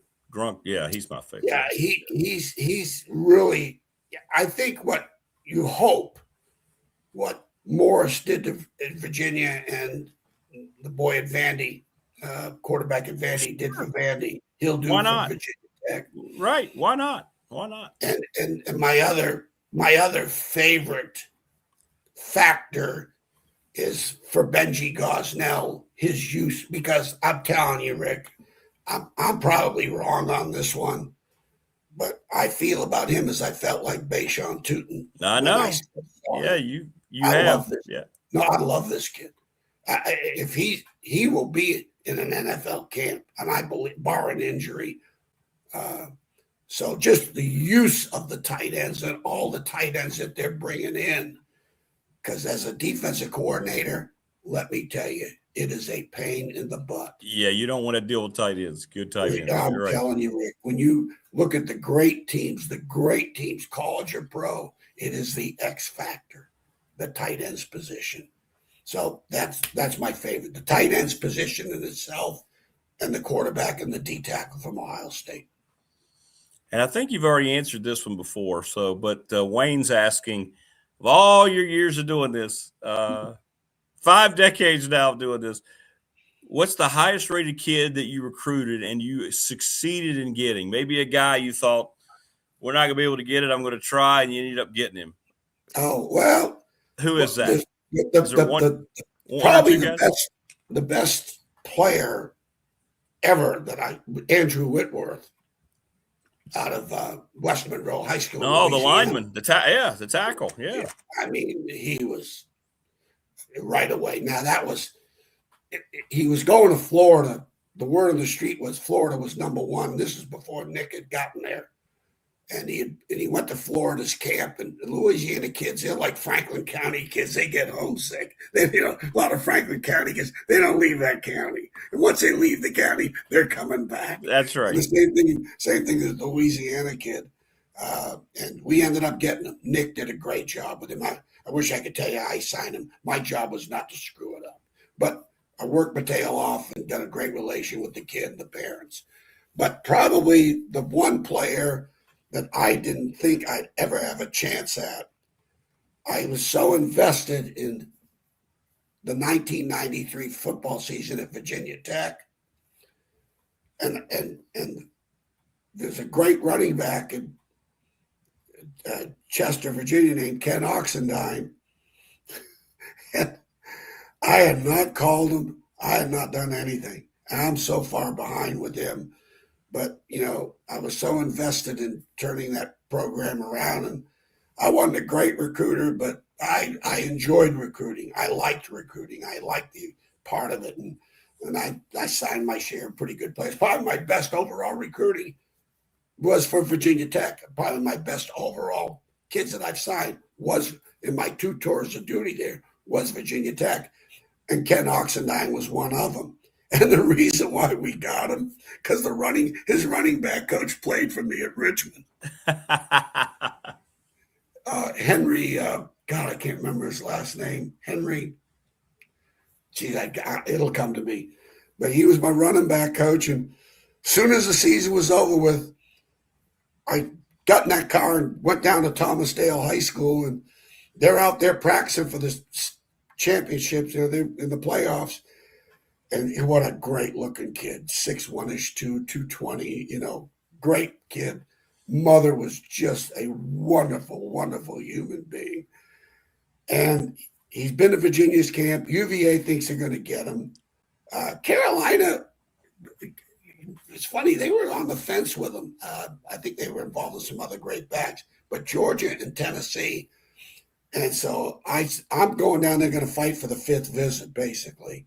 So I was sitting there watching him practice, and Henry, the running back coach, this is the time you're not supposed to talk to him. I said, Henry, you tell that sucker to meet me in the guidance office at 8 o'clock tomorrow morning. Okay? I just want to give me a chance. Just have him meet with me. I'm not looking for commitments. I'm not looking for hell. I haven't met the kid. I haven't talked to him. So I go down that guidance office at 8 o'clock in the morning. He comes in. Because I said, Ken, I said, look, whatever we can do, I can take you 6 months of last year and squeeze it into the next 2 weeks. Trust me, I can do that. But if you'll let me do that, I can do this. Yeah. And he looked bright-eyed, and he didn't walk out of the room. So I said, look, all I'm asking, just visit. Yeah. That's all I'm asking. Just visit. What sold him on the vid? Like when you got him there, how did that transform a kid like Ken Oxendine to play in Blacksburg? The running back coach, the trust factor. Coaches, whether it's a custodian, a 9th grade coach, the position coach, the high school coach, trust is the one. Can I trust you? That was one of Coach Holt's biggest things. He's going to ask 2 questions. Is you're going to ask me, can I trust you? And that trust is going to be earned. And it's a thing you have to earn it every day.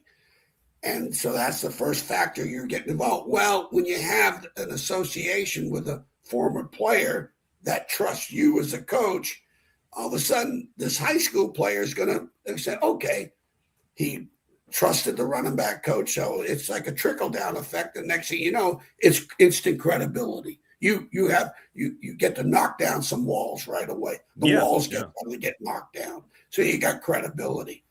So because of Henry, we got the visit. And that period. And Kenny Mack from UVA was recruiting. They thought they had him locked. They'd been to his camp. They'd been calling him, writing. I think I'm the only coach in the history of NCAA never called or wrote a kid at that time and signed him. But in that state championship game, he wasn't the best running back on the field. That was a guy by the name of Eric Webb for Pulaski County High School. There you go. Well, I'll tell you, and what a great human being. And, he loved Virginia Tech. Virginia Tech was a special place. I've always believed this. Once you get them on the campus, like I signed Scotty Hill from Princess Anne High School, ended up playing for us as a freshman on the 86 team. And the reason why he came to Tech is, the players, I always, the hosts are critical. The recruiting, the host. And if you bring great players in, your players are excited about that. Like Virginia Tech host, they'll be excited about a great player because they want to win. And so you gotta prep the host. And look, this kid's not a partier. Okay, that's all I can tell you. Now, show him a good time, but he's not a partier. He came to Virginia Tech because he just could sit in the room all weekend and hang out with the boys and not go to great parties, and that's why he came. That's one of the reasons that he liked Virginia Tech. He could be who he was in himself. You're trying to find, you need the school that can be the extension of his home, that can give you the respect that you earn, give you the notoriety that you've earned. If you can provide, okay, whether they're from Virginia Beach or Norfolk, if they can find Virginia Beach and Norfolk in Blacksburg, they're going to come. They're going to come because it's not the geography, it's the people. The community in Virginia Beach, the community in Hampton, Virginia. Can they find that same thing in Virginia, at Virginia Tech or UVA or the school you're at? At least back in the day, that's how I looked at it. Well, we'll see how all this evolves going forward, but you're right. Everything has shifted and changed. And it's I'm just so happy for you because I think it's great. I know how much fun you've had is looking at these players, these evals that you've given Todd, and it's cool. The passion you still have for watching film is really cool. By the way, I love it. It's awesome. Awesome. I miss it. I love it. I'm so grateful. It's funny. It's not that you're smarter or it's called the experience. When you have all the experience. Sure. And I was so fortunate at an early age. I was hired at 23 years old at William and Mary. Months after I graduated, I got hired. So right away, I'm on the road recruiting and evaluating players, and no one's telling you how to do this. You're right. There's no class you take on how to do it. No. You're just, you just throw it in the pool and you got to start swimming. And but I found out at an early age what they're supposed to look like, very early, and it's carried this picture. And the other place I had a lot of fun recruiting was the University of Richmond with Jim Tate. Oh man, I'd go down to Tidewater. Mike Smith to this day, when the University of Tennessee walked into Mike Smith's office, Mike Smith will tell you this. First thing he said, "Who's Richmond recruiting?" That's what they wanted to know. Because I found Lawrence Taylor. He's coming to Richmond. Lawrence Taylor's coming. He's got no offers. Really? Oh, that's another story. Oh yeah. But then you had the greatest defensive player in the history of the sport coming to Richmond. Coming to Richmond. Wow. Norfolk, I'm telling you, that's another story. Jeff Hanson's still alive. Barry Beers, who I played with, was coaching at Lafayette High School at the time. He's still alive. So I got two witnesses. He's coming. He's committed. He's done. Mother, we're good. And Carolina found him in January. They're looking at another kid, and Mike Mansfield's dually strength coach said, "Who's that defensive end? Who's this kid?" Jumped out on film on him. Yeah, I was down to watch a game, Lafayette versus Hampton, and Hampton had two great linebackers. One went to Tennessee, one went to Virginia. There must have been 20 college coaches scouting this game, watching the Hampton kids. So I go up in the press. I was allowed in the press box because I was a former coach at Menchville High School. That's where my first job was. So I was allowed to go to the press box. So Ray Hebert, a beat writer for the Daily Press, high school sports, goes, "All right, hotshot, who are you recruiting this?" And I would always give him my commits at first, and he loved me. He goes, "Who are you looking at?" I go, "You see that little defensive end right down there for Lafayette? That's my guy." Then I went to York High School. Bill Lyons was the coach at York. And there's a 6 foot, 180-pound running back. He was like back in the day, the old 600 meter. He's a 9'6", 700 meter, 100-yard dash guy on a cinder track, outdoor track. He ran a 9'6", 9'7". Good looking kid. And I told Coach Tate, I said, "Coach, we're not going to get this kid." So all of a sudden, it's us in Elizabeth City State. No one's recruiting the kid. So we get the kid. Reggie Evans was his name, from York High School, living in Yorktown. And, he's got a Super Bowl ring. He ended up playing for the Redskins. Reggie Evans, okay. He was back in the late 80s. Was he that 90s. Washington when they beat Miami? Yeah. I think so. He's got a ring. But here was a kid that, and he started for us at Richmond and at running back, and so we had a bunch of kids like that, and it was fun. It was fun recruiting. Yeah, we'll have to set aside some time. I want to hear the whole Lawrence Taylor story sometime. Oh, it's hilarious. It's hilarious. Yeah. Well, we had Jim Tate was great to work for.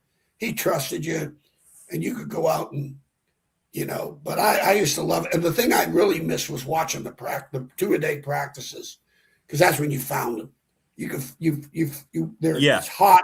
Yes. Getting yelled at. You know this, Rick. I mean, and you find out, you watch their body language in that practice. It's an open book. It's funny. Easy.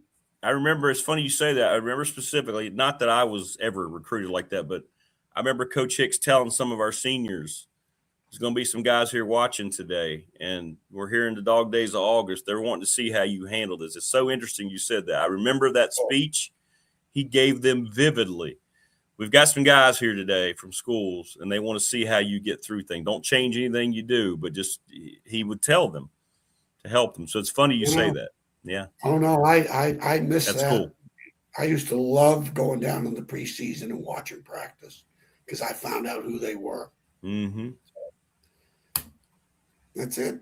You can't fake that, can you? I mean, that's who you – there's no putting on – there's no highlight tape for practice. You just go. You're there. It's hot. They're getting yelled at, and, and you just – again, it's going back to Coach Holtz, this is the crisis, and it's created by the weather and the expectations of the coaches, and how are you handling it?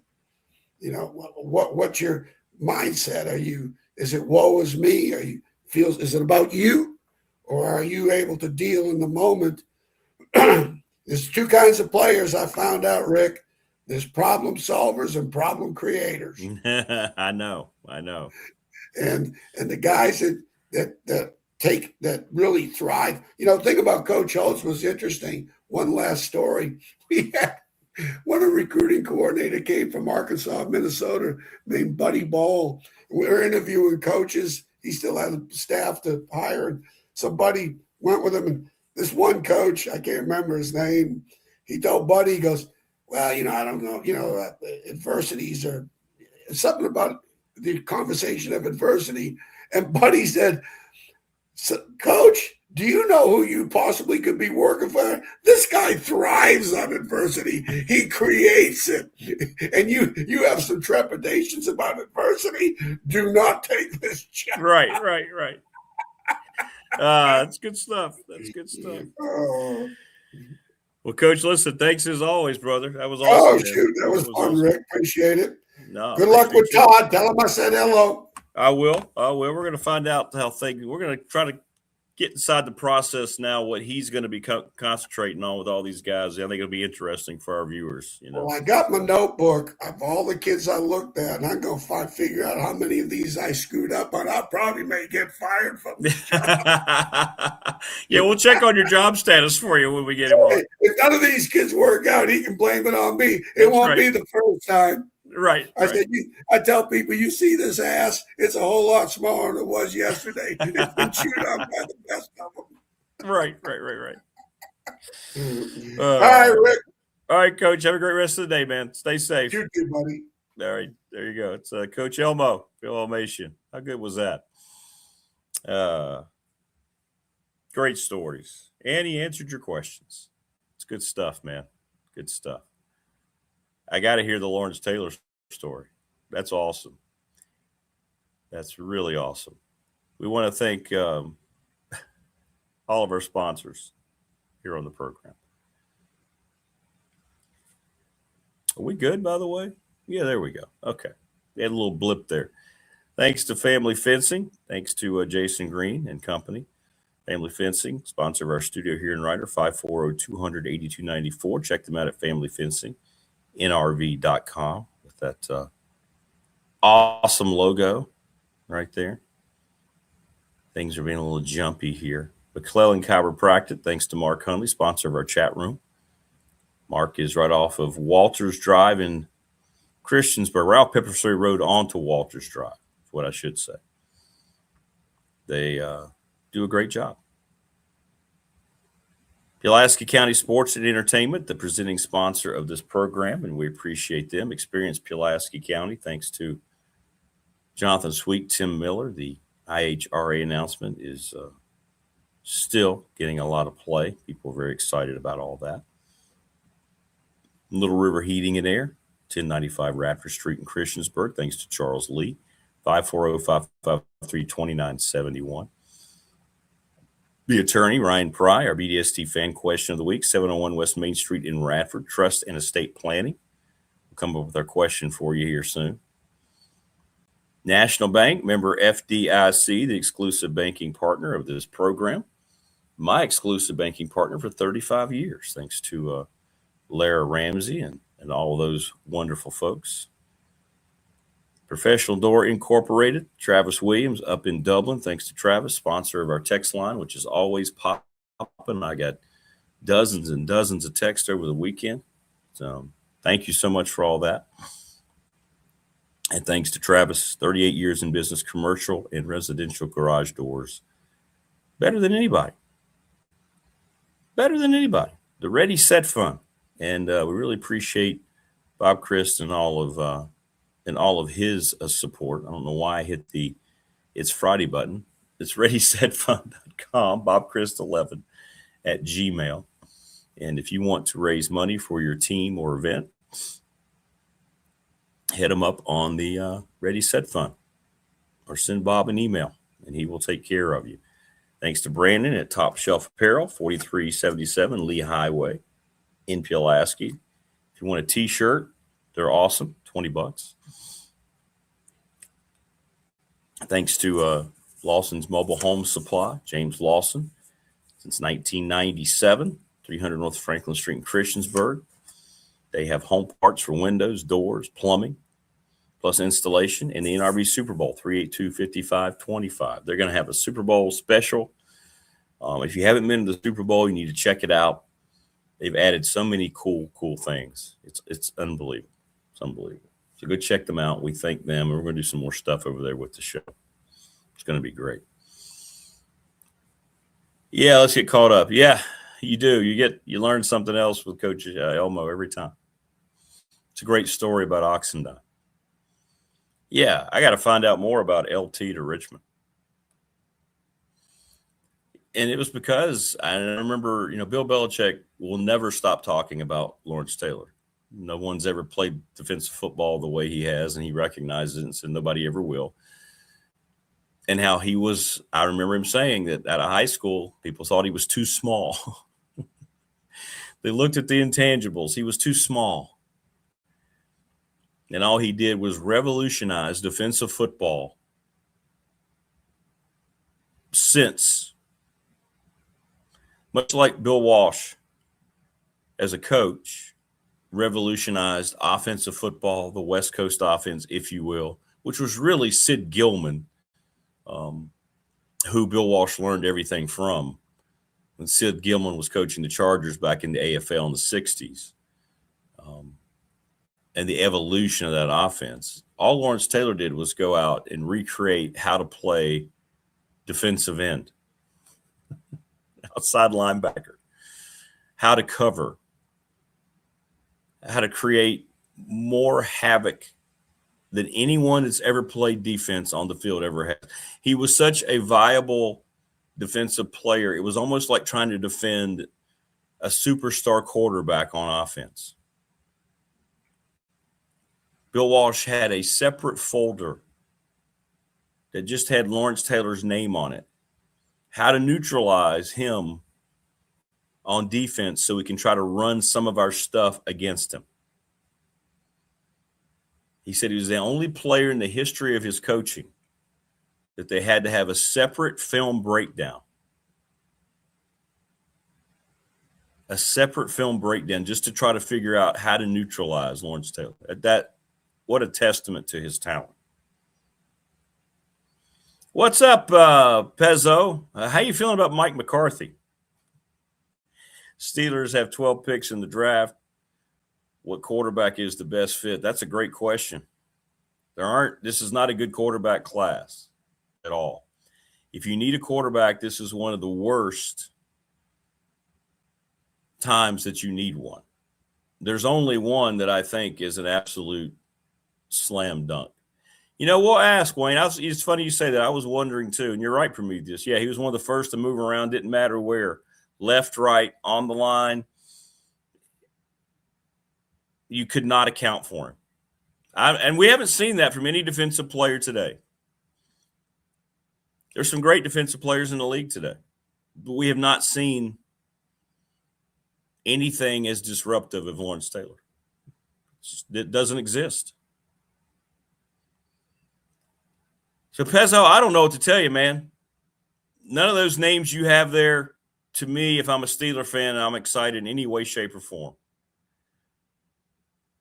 Why not give Will Howard a chance? He's already been there in the system. It's going to change, though.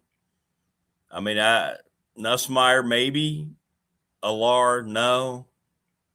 I don't think the Simpson kid's that good.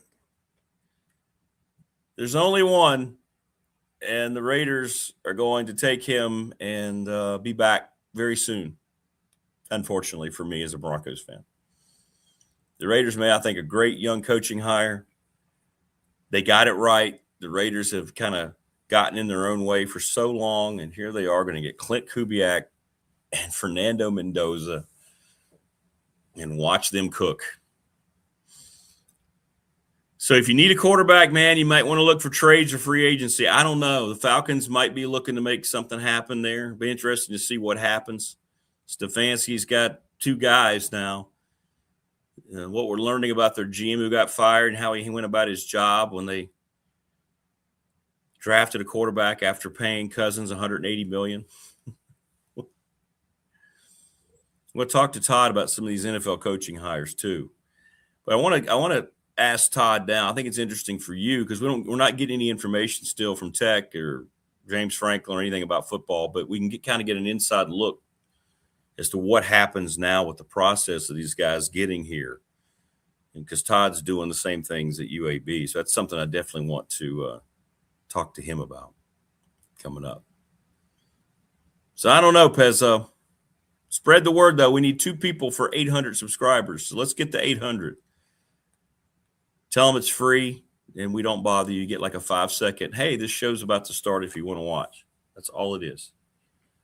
Let's see if we can get to 800 subscribers today, which would be amazing.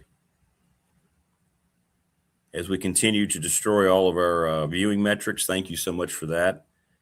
The rewatches on this program are incredible. I keep getting compliments for that. So thank you. Thank you.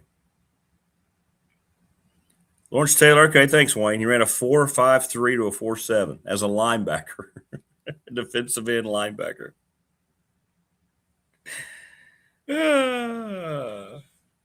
Wow.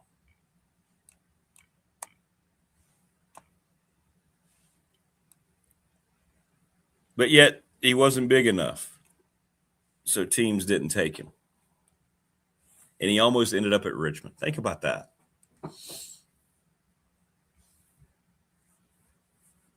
He wore number 98 at North Carolina, by the way. By the way, the Broncos should have won. Yeah, if they'd had their quarterback, they would have won. But, hey, woulda, shoulda, coulda. Kicker didn't help either. Coaching was really bad. But it is what it is. I saw where the Seahawks are trying to get some kind of waiver to wear their throwback uniform in the Super Bowl, but the NFL said no, of course, because they want them to wear their horrible new uniform as opposed to the classic royal blue with the silver helmet.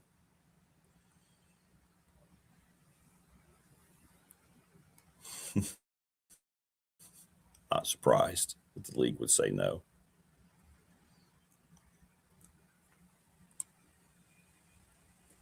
But it's good to be back. Sun's already shining through. We're going to have a good bright sun today, so that'll help with the melt sun depending on the temperatures. But yeah, not a good year if you need a quarterback out of the draft unless you're the Raiders. After the Raiders, it's going to fall down considerably. And I am not sure that there's a franchise guy on the board. Of all those names you listed, I really don't.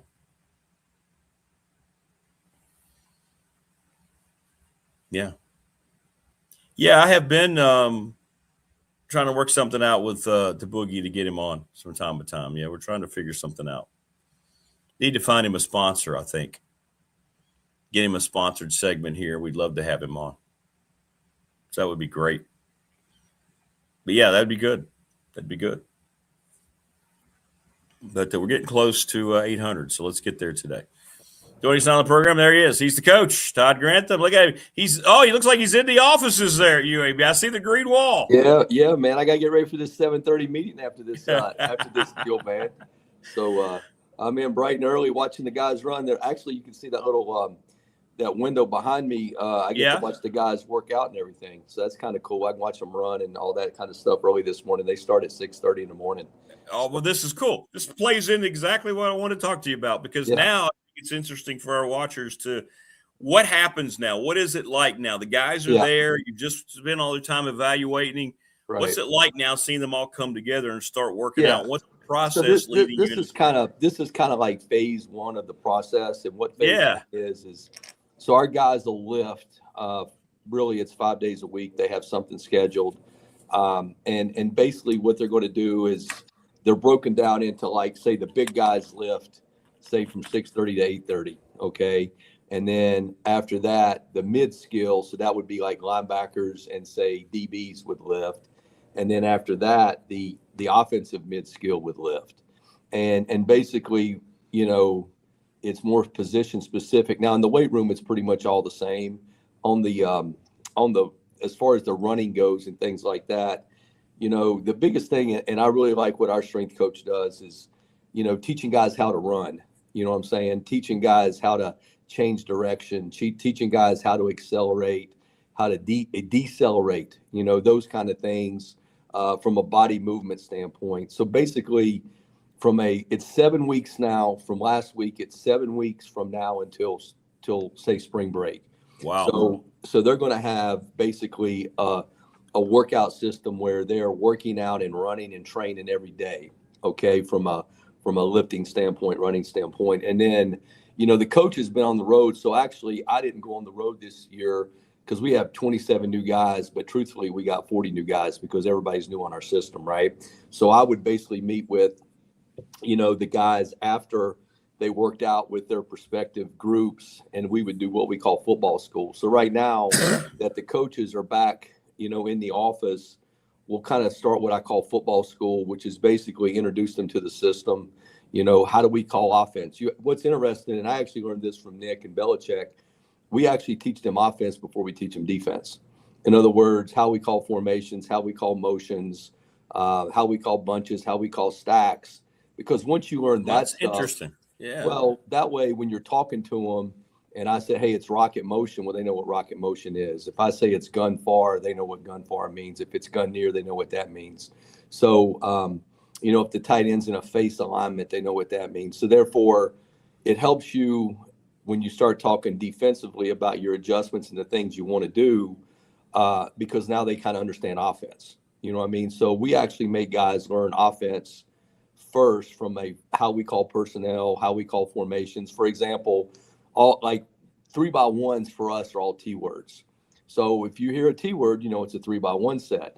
If it's a 2x2 set, it's a D word, like, you know, dolphin, Dallas, dice, dose, all that. Well, right now, you know, it's a 2x2 formation. So anyway, and then you get into the specifics after that. So we try to teach them, you know, offense first, and then we get into teaching them the structure of how we play, because we're really a multiple defense, meaning we can play 4 down, we can play 3 down, which I think you have to be able to do both, you know, this day and age, and we can get into various 3 down packages. So then it's like, okay, how do we line up and how do you travel and those kind of things. So with football school, we basically introduce them to the system of what we're going to do. And really we try to teach them concepts as far as, okay, we're going to work split safety this week, or let's say for the next 3 days, we're going to do split safety. And then after that, we're going to do middle of the field closed.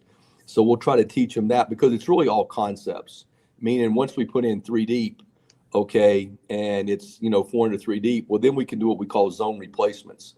So zone replacements means we're going to bring an off-the-ball player, a nickel, a backer, and we're just going to replace that person with a defensive end or defensive lineman per se. But for the secondary, the people in the back end, it's basically what we call rip, list, match. So it's all the same. So once you learn the system and the concept, you kind of know that structure and how we play things. So we'll do that really for the next 7 weeks. Now, what we'll start doing in a couple weeks, I'm a big, I don't I like to meet as a staff. I think it's important our defense. Obviously, you're a unit, you're one, you got to trust each other and all that. But I like to break up and teach guys because, to me, learning is knowledge, and knowledge is power. Okay. So in other words, if I got 5 assistants and we're all 5 teaching for an hour, that's better learning than me talking to the whole group. Because what happens when you do that is if I'm talking to the front guys, well, the secondary ain't paying attention. Yeah. If I'm talking to the secondary, the front guys ain't paying attention because it doesn't pertain to them. So we'll have meetings where, hey, this is a whole, this is what we've got to understand as a unit. And then we break up and we get into individual teaching. And then for me to make sure we understand, hey, what we're doing, or I've always said, and you can, I've even heard Phil say this, a silent defense is a dead defense. So we like to do walkthroughs. Okay. So in a couple weeks, we'll start with walkthroughs. And the way we've done that, man, we've upgraded our deal. So we actually have these trash cans. Okay. And we color code them. So in other words, the linemen are the typical trash cans that you would see. Yeah. And then we have like red trash cans are receivers, blue trash cans are tight ends, greens are backs.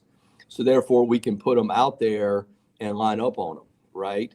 Well, then we have the ability that we have these little vests. Back in the day, you had like a red vest or, a green vest or a blue vest, whatever the thing is. So obviously you got to have motions so we can have someone with a vest on relative to the position they're playing, like red means receiver. And we'll put those guys out there and then we go through motion adjustments. So therefore that's the way I like to meet with the defense, meaning I like to be able to 2-spot it from the standpoint of, all right, one group's down here, another group's up here. We split the coaching staff up and then I'll make a call and then I watch them and how they adjust. So therefore everybody has to do something and I can look at the point of attack for what we're doing. And I kind of get a feel for if everybody understands, but we're going through our playbook, our installation package, and we're installing. So we'll kind of do that here in a couple of weeks. We'll start that. And then as we get closer to spring practice, then we'll start implementing 2 things. One, we have what we call fourth quarter program. Okay. And that's no different, Rick, than remember we used to shut the field house and lock it up, turn the heat up, get the mat out. And you knew for an hour, man, like I just got to make it right. Yeah. So we'll do some stuff like that because I always think it's important that you have to get through something hard together. Okay. And and what I mean is like someone's going to be struggling. Well, the other guys around him got to pick him up and you got to help him get through. And then you accomplish something together. And I think that creates a bond with your team. So therefore we'll start what we call fourth quarter program because that's when you win the game is in the fourth quarter. So we'll start that. And then once we start that, then we'll start doing what we call position specific drills. One thing about coaching in the National Football League, because of all these rules and stuff, like you had to figure out how can I do these drills without a body or out another person. For example, a D lineman learning how to fight resistance or press blocks, those kind of things, right?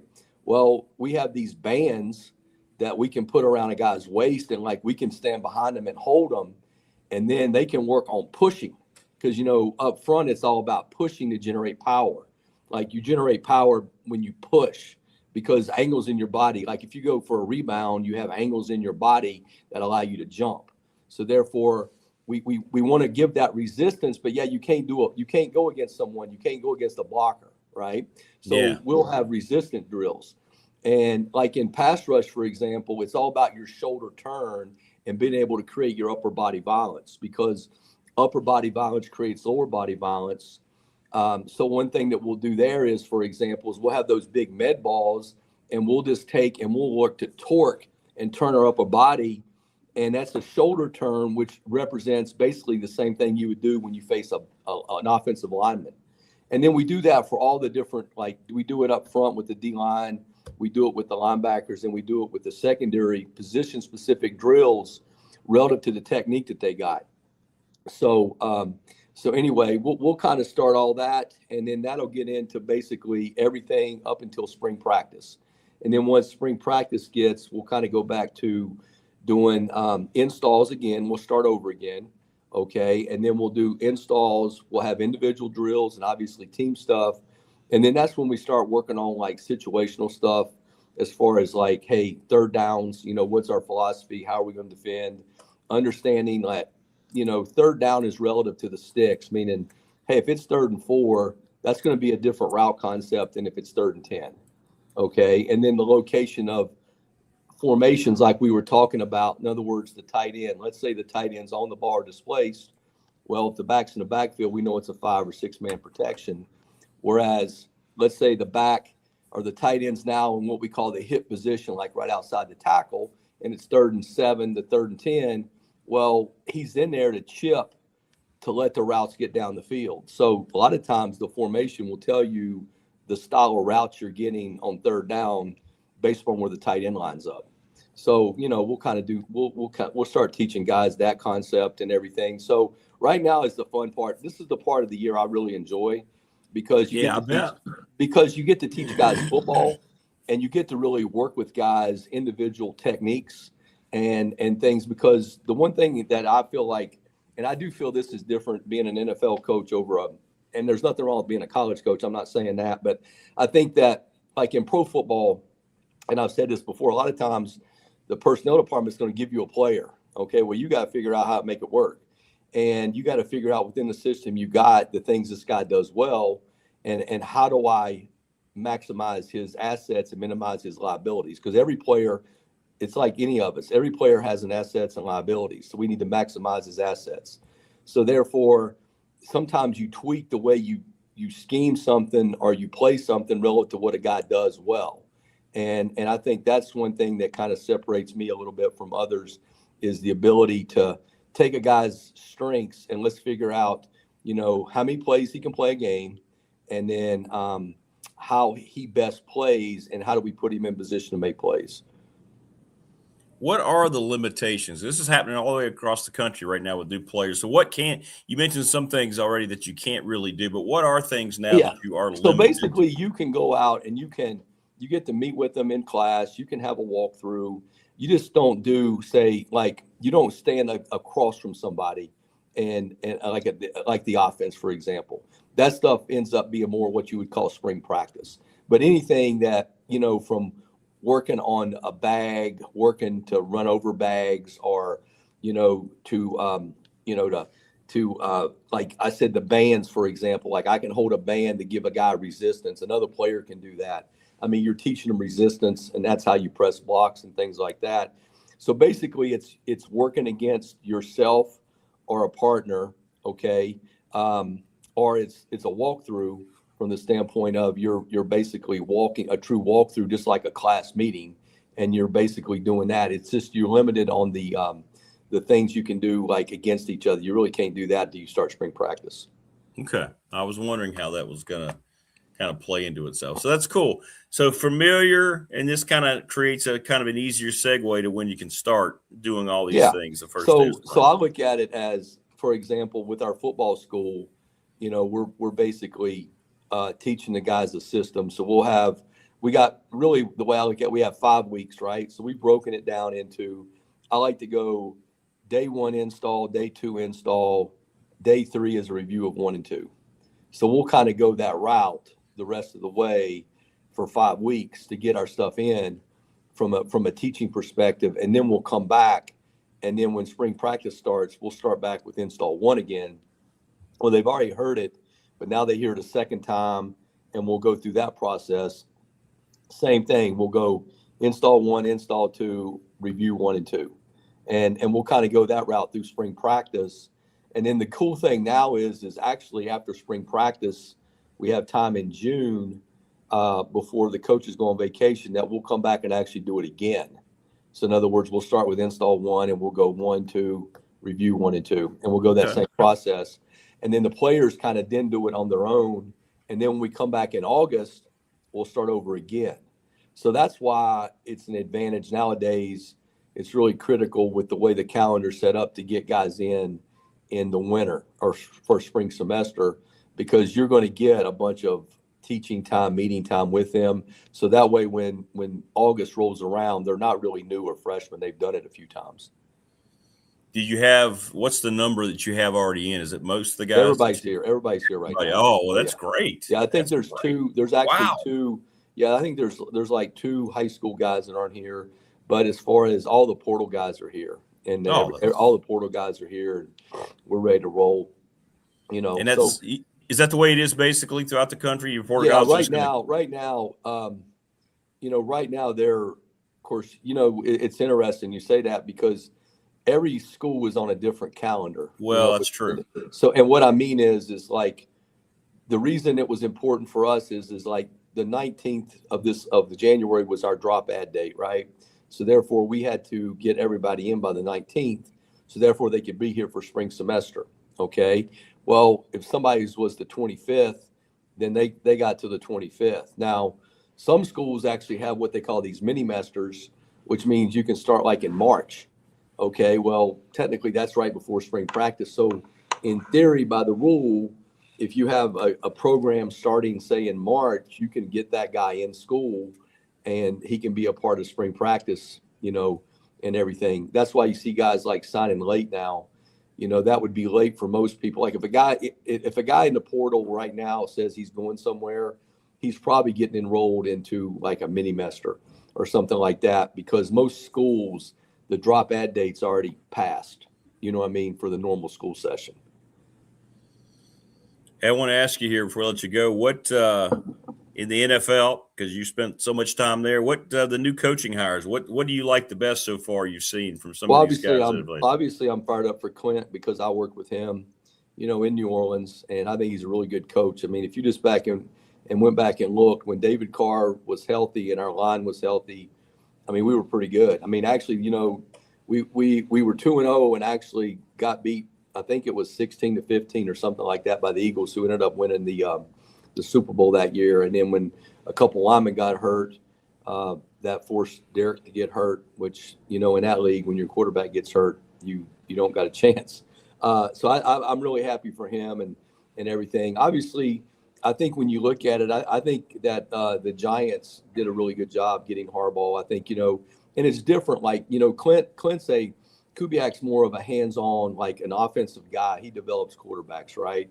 So when you kind of look at the hires, you kind of got Clint and Todd Monken are kind of, hey, those guys really develop quarterbacks. So the guys that hired them are really wanting them to develop a quarterback, whereas Harbaugh has had a great career. He's more of a CEO that kind of handles the culture, kind of handles the team, and manages that and lets his coaches, do their thing. So I think they did a good job. And I think that Robert Saleh at the Titans, I think the second time around, because, they played good defense at New York when he was there. Yeah. And their offense was a wreck, and it's still a wreck. And, I think that he'll learn from that. So I think that's a good hire. So I think those guys I mentioned there, and I even think Mike McCartney, Mike, the thing about Mike is he's just not the flash new guy. I mean, he's got some wear on him, you know what I'm saying? But that means he also has some experience, and he has won a Super Bowl, and they did a good job. If you go back and look, Dallas is further with him than they are without him. I mean, if you look at how they went this year relative to when he was there, I mean, they went further along. I know that may not be the splashiest hire, but I think that he does give some stability to the organization. I think the hardest one's probably going to be the Bills. I mean, just because you fired a guy after losing the game like they lost. I mean, so basically you're saying to me, either you win the Super Bowl or this is a failure, because that's really what you did. You promoted an offensive guy that was the OC that worked for the head coach, and you're saying that the head coach was really the reason that you didn't advance it. Yeah. So therefore, to me, with that hire, you're really saying, okay, it's Super Bowl or bust, and that's just my opinion on that. And then, the Falcons will be an interesting one. It's funny that Kevin Stanowski, one time he was going to be the head coach in Carolina, and I was going to be the coordinator, and it was kind of set up, and Matt Rule, the owner, went to Matt Rule's house and fell in love with Matt Rule, and wasn't leaving the kitchen table till he was hired, and the reason for that was because the Giants were sitting in the driveway ready to come in, and he didn't want to lose him, so he made an impulse decision and hired Matt that night at the kitchen table, and therefore Kevin went his way and I went my way. Oops. Standpoint. Yep. So anyway, it's interesting how these things happen and everything. But yeah, one time Kevin was going to be the head coach of the Panthers, and I was going to be his coordinator, and it was pretty much set. And the owner went to Matt Rule's house and just fell in love with the guy, and was not leaving the kitchen table until it was a done deal. And it was a done deal, so we kind of went on our own way. So anyway, it's all good. It's just interesting how those things happen. Well, it feels like the Raiders are doing the smart thing, right? This is going to be the perfect pairing. You just mentioned Kubiak. His dad was a quarterback, great Bronco. Yeah. And now you get Mendoza, the franchise guy. It seems like putting those guys together day one is such a smart move for Las Vegas. Yeah, I think with where they are as an organization, they've got to build everything. And you got to start with the quarterback. I mean, when you look at all the teams, if you look at all the teams that are picking in the top 5, unless they have a trade to get that pick, they probably all need a quarterback. Okay. And they probably need help with their offense per se. And in that league, it all starts with the quarterback, because the way the rules are set up, you got to be able to throw the ball. And if you can't throw the ball, you're going to have a hard time scoring points, and you're going to have a hard time getting explosive plays. So therefore, I think it's a great hire by them. And I think that the biggest thing now is to build around them. The one thing when you do now, what's interesting about that is, and I know this was something that, the salary cap is going up a lot this year. Yeah. I mean, and that just tells you how much money they're making. Okay. Because that's all predicated on their profit. Okay. That's right. That's right. So that just tells you how much money they're making. But to me, if you look at Dak Prescott in his best year was when he had a really good wide receiver, but he also had an excellent offensive line. He never got hit. Okay. And if you don't get hit, you're willing to sit in there and hold the ball.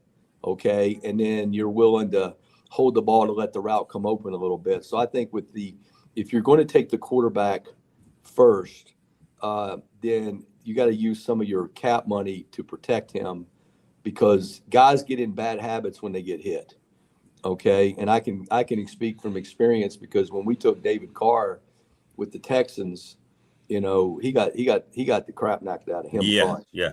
And what happens is as a competitor, you go into survival mode. Okay? Sure. And then you go into bad decision or trying to scramble, which is the worst thing to do. And therefore you create these bad habits, and it's hard to get out of them once they happen. That's why some of these quarterbacks, when it goes south on them, it's because of the habits they've created. But a lot of times that happens based upon the people around them, whether it's not having, say, skilled guys that can get open, or having guys that can protect you.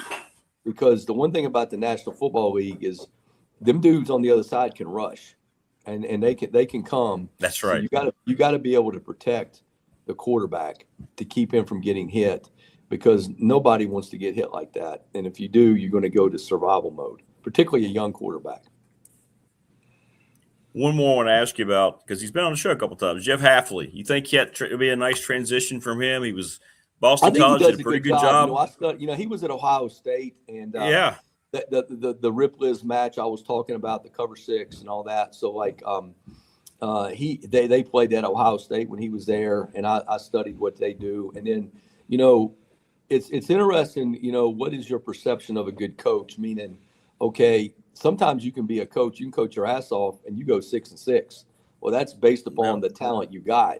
And if you just look at what he did at BC as a head coach, I mean, they were competitive. Okay, they were there, but it was a struggle.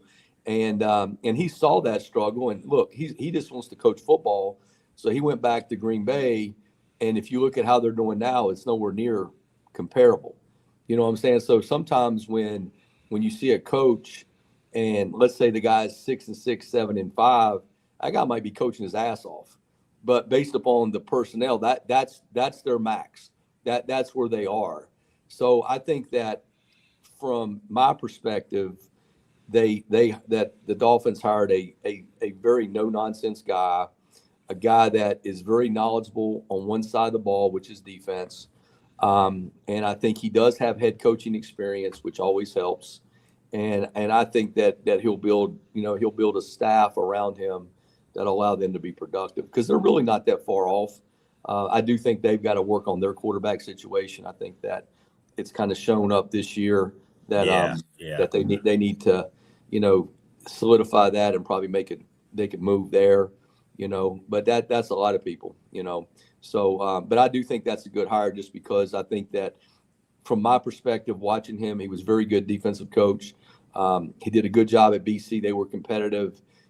They were good. They were a good defense at Green Bay when he was there, So I think that he'll do a good job. All right, a couple more questions, Coach. We'll let you go real quick. Morris asks, Coach, do you have a plan, being a great defensive coordinator, for potential players that you develop, and then after a year they enter the portal and you have to lose that player? Yeah, I mean, that's going to happen. I mean, and that's okay. And that's part of where we are right now, meaning, okay, and I've even had that conversation with guys. I mean, you got to be upfront with it, right?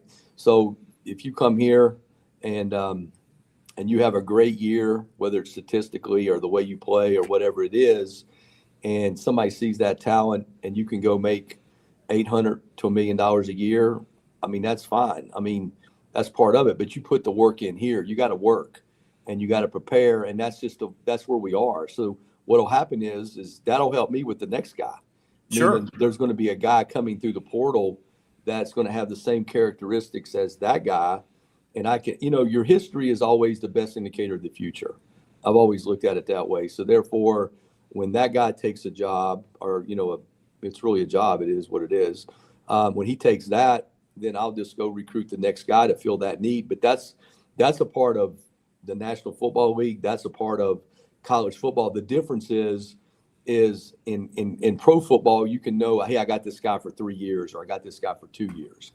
Whereas in college, it's really year to year. Yeah. What you have. So therefore, you just know that, and you work with it, you deal with it, and you understand that's part of the game and the process we got right now. And one final question. Coach Elmo just texted, hey, ask Todd, do I still have a job? He's doing a great job, man. We're going to get him down here a little bit. We get closer to spring. I want to get him down so he can see some of the guys that he helped us with, and he can work on it. Phil was always a great tackling coach, as far as the way he taught tackling and those kind of things. So I think it's always important to try to utilize, people that and the experiences that you have as a coach to enhance the people around you. So that's kind of what, the plan will be, is we'll get him down here sometime right before spring to let him see the guys that we talked about and let him work on, tackling a little bit. There you go, Coach. You still got a job, Coach Elmo. You still got a job. Well, that's great, man. That's great insight, brother. I appreciate it. I know you got to go to your meeting here in just a second, but that's cool. And that lets everybody know kind of what's happening in Blacksburg and elsewhere right now this time of year with the new guys. Yeah, it's pretty much the same. I mean, that's cool. Yeah, it's pretty much the same everywhere. I think the biggest thing is the football school and being able to teach guys football and knowledge and that kind of thing, because once you teach that, I mean, everything falls into place. Yeah. Well, all right, man. Well, listen, have a great rest of the day. Good luck this week with the guys, and we'll talk to you again here soon. All right, you guys take care. See you. All right, brother. Take care. There you go. It's number 53 for Pulaski County High School, Todd Grantham. How cool was that? I could eat that stuff up, man, back to back with Coach Elmo and with Coach Grantham. I mean, we're getting some inside info, man. You're getting kind of a visual. So now all of you Tech fans, you can kind of wonder what James Franklin and his staff are doing with all these new portal guys. It's very similar. There's rules are across the country right now. Nobody's practicing. Nobody's one-on-one. At least you're not supposed to be. And Todd explained what they kind of do. That's cool, man. I don't know about you, but that's good knowledge to have. That helps. If you're a fan, casual fan, diehard fan, yeah, good stuff. Good stuff. Hey, spread the word about our subscriptions. We're 2 away from 800. That's pretty cool. See if we can get to 800 today. Subscribe, like, and share the program. But yeah, Coach Elmo, you still have a job. Thanks to Top Shelf Apparel. We want to thank Lawson's Mobile Home Supply. Thanks to the NRV Super Bowl, the Ready Set Fund, Professional Door Incorporated, National Bank member FDIC, the attorney Ryan Pry with our BDST fan question of the week, Little River Heating and Air, Pulaski County Sports Entertainment, the presenting sponsor of this program, Louise Baker Team Long and Foster, McClellan Chiropractic. By the way, Louise is giving away tickets this week, big basketball tickets. And, of course, Family Fencing sponsoring our studio. But that's good stuff, man. And you don't get that kind of stuff everywhere. I mean, that's – if you are a football fan, sports fan, it just helps you – I think it helps you understand how things are put together. It's also a nice bonding time for all these portal guys to come in and kind of get on the same page, get to know one another, get to know your new coaches. Here's the plan we're going to have. I thought that – how interesting is that Todd and the defensive coaches – and he got that from, he got that from Nick Saban and Bill Belichick. You're teaching the defense the offense before you get into the defensive stuff. Here's what we do. Here's what it means. So as a defensive player, this is what you have to look for. I think that's very, very, very interesting. That just fascinates the hell out of me. All that stuff. Exactly, Wayne. Yeah, these are elite guys. I mean, Todd's been doing this. Todd's been in the NFL more than he's been in college. He turned down 4 P4 jobs because he wanted to be. You can see it, can't you?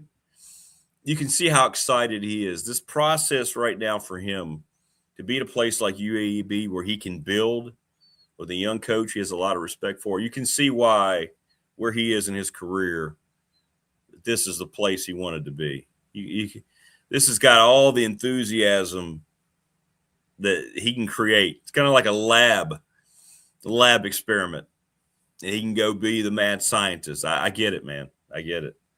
But Coach Elmo, you were great. These Mondays have become very special shows. Going to find out here hopefully today. I'll let you know about Marty and Rags. They had to reschedule. Coach was sick last week. Marty had a doctor's appointment, so we're going to try to see if we can get back on line this week with those guys. So we'll let you know. But thanks for watching. Great stuff as always, man. Everybody stay safe out in the weather. And please, let's go out there, spread the word. Let's get a couple subscribers today. Let's get up to 800 so we can get to that next threshold. Let's hit that today. We'll see you tomorrow on the Tuesday edition, everybody. Again, thanks for watching. And as always, subscribe, like, and share the channel. Thanks to our guests. Thanks to you in chat. Thanks to our sponsors. Thanks to everybody on the Professional Door text line. Enjoy the rest of your Monday, everybody. Stay warm, and we'll see you.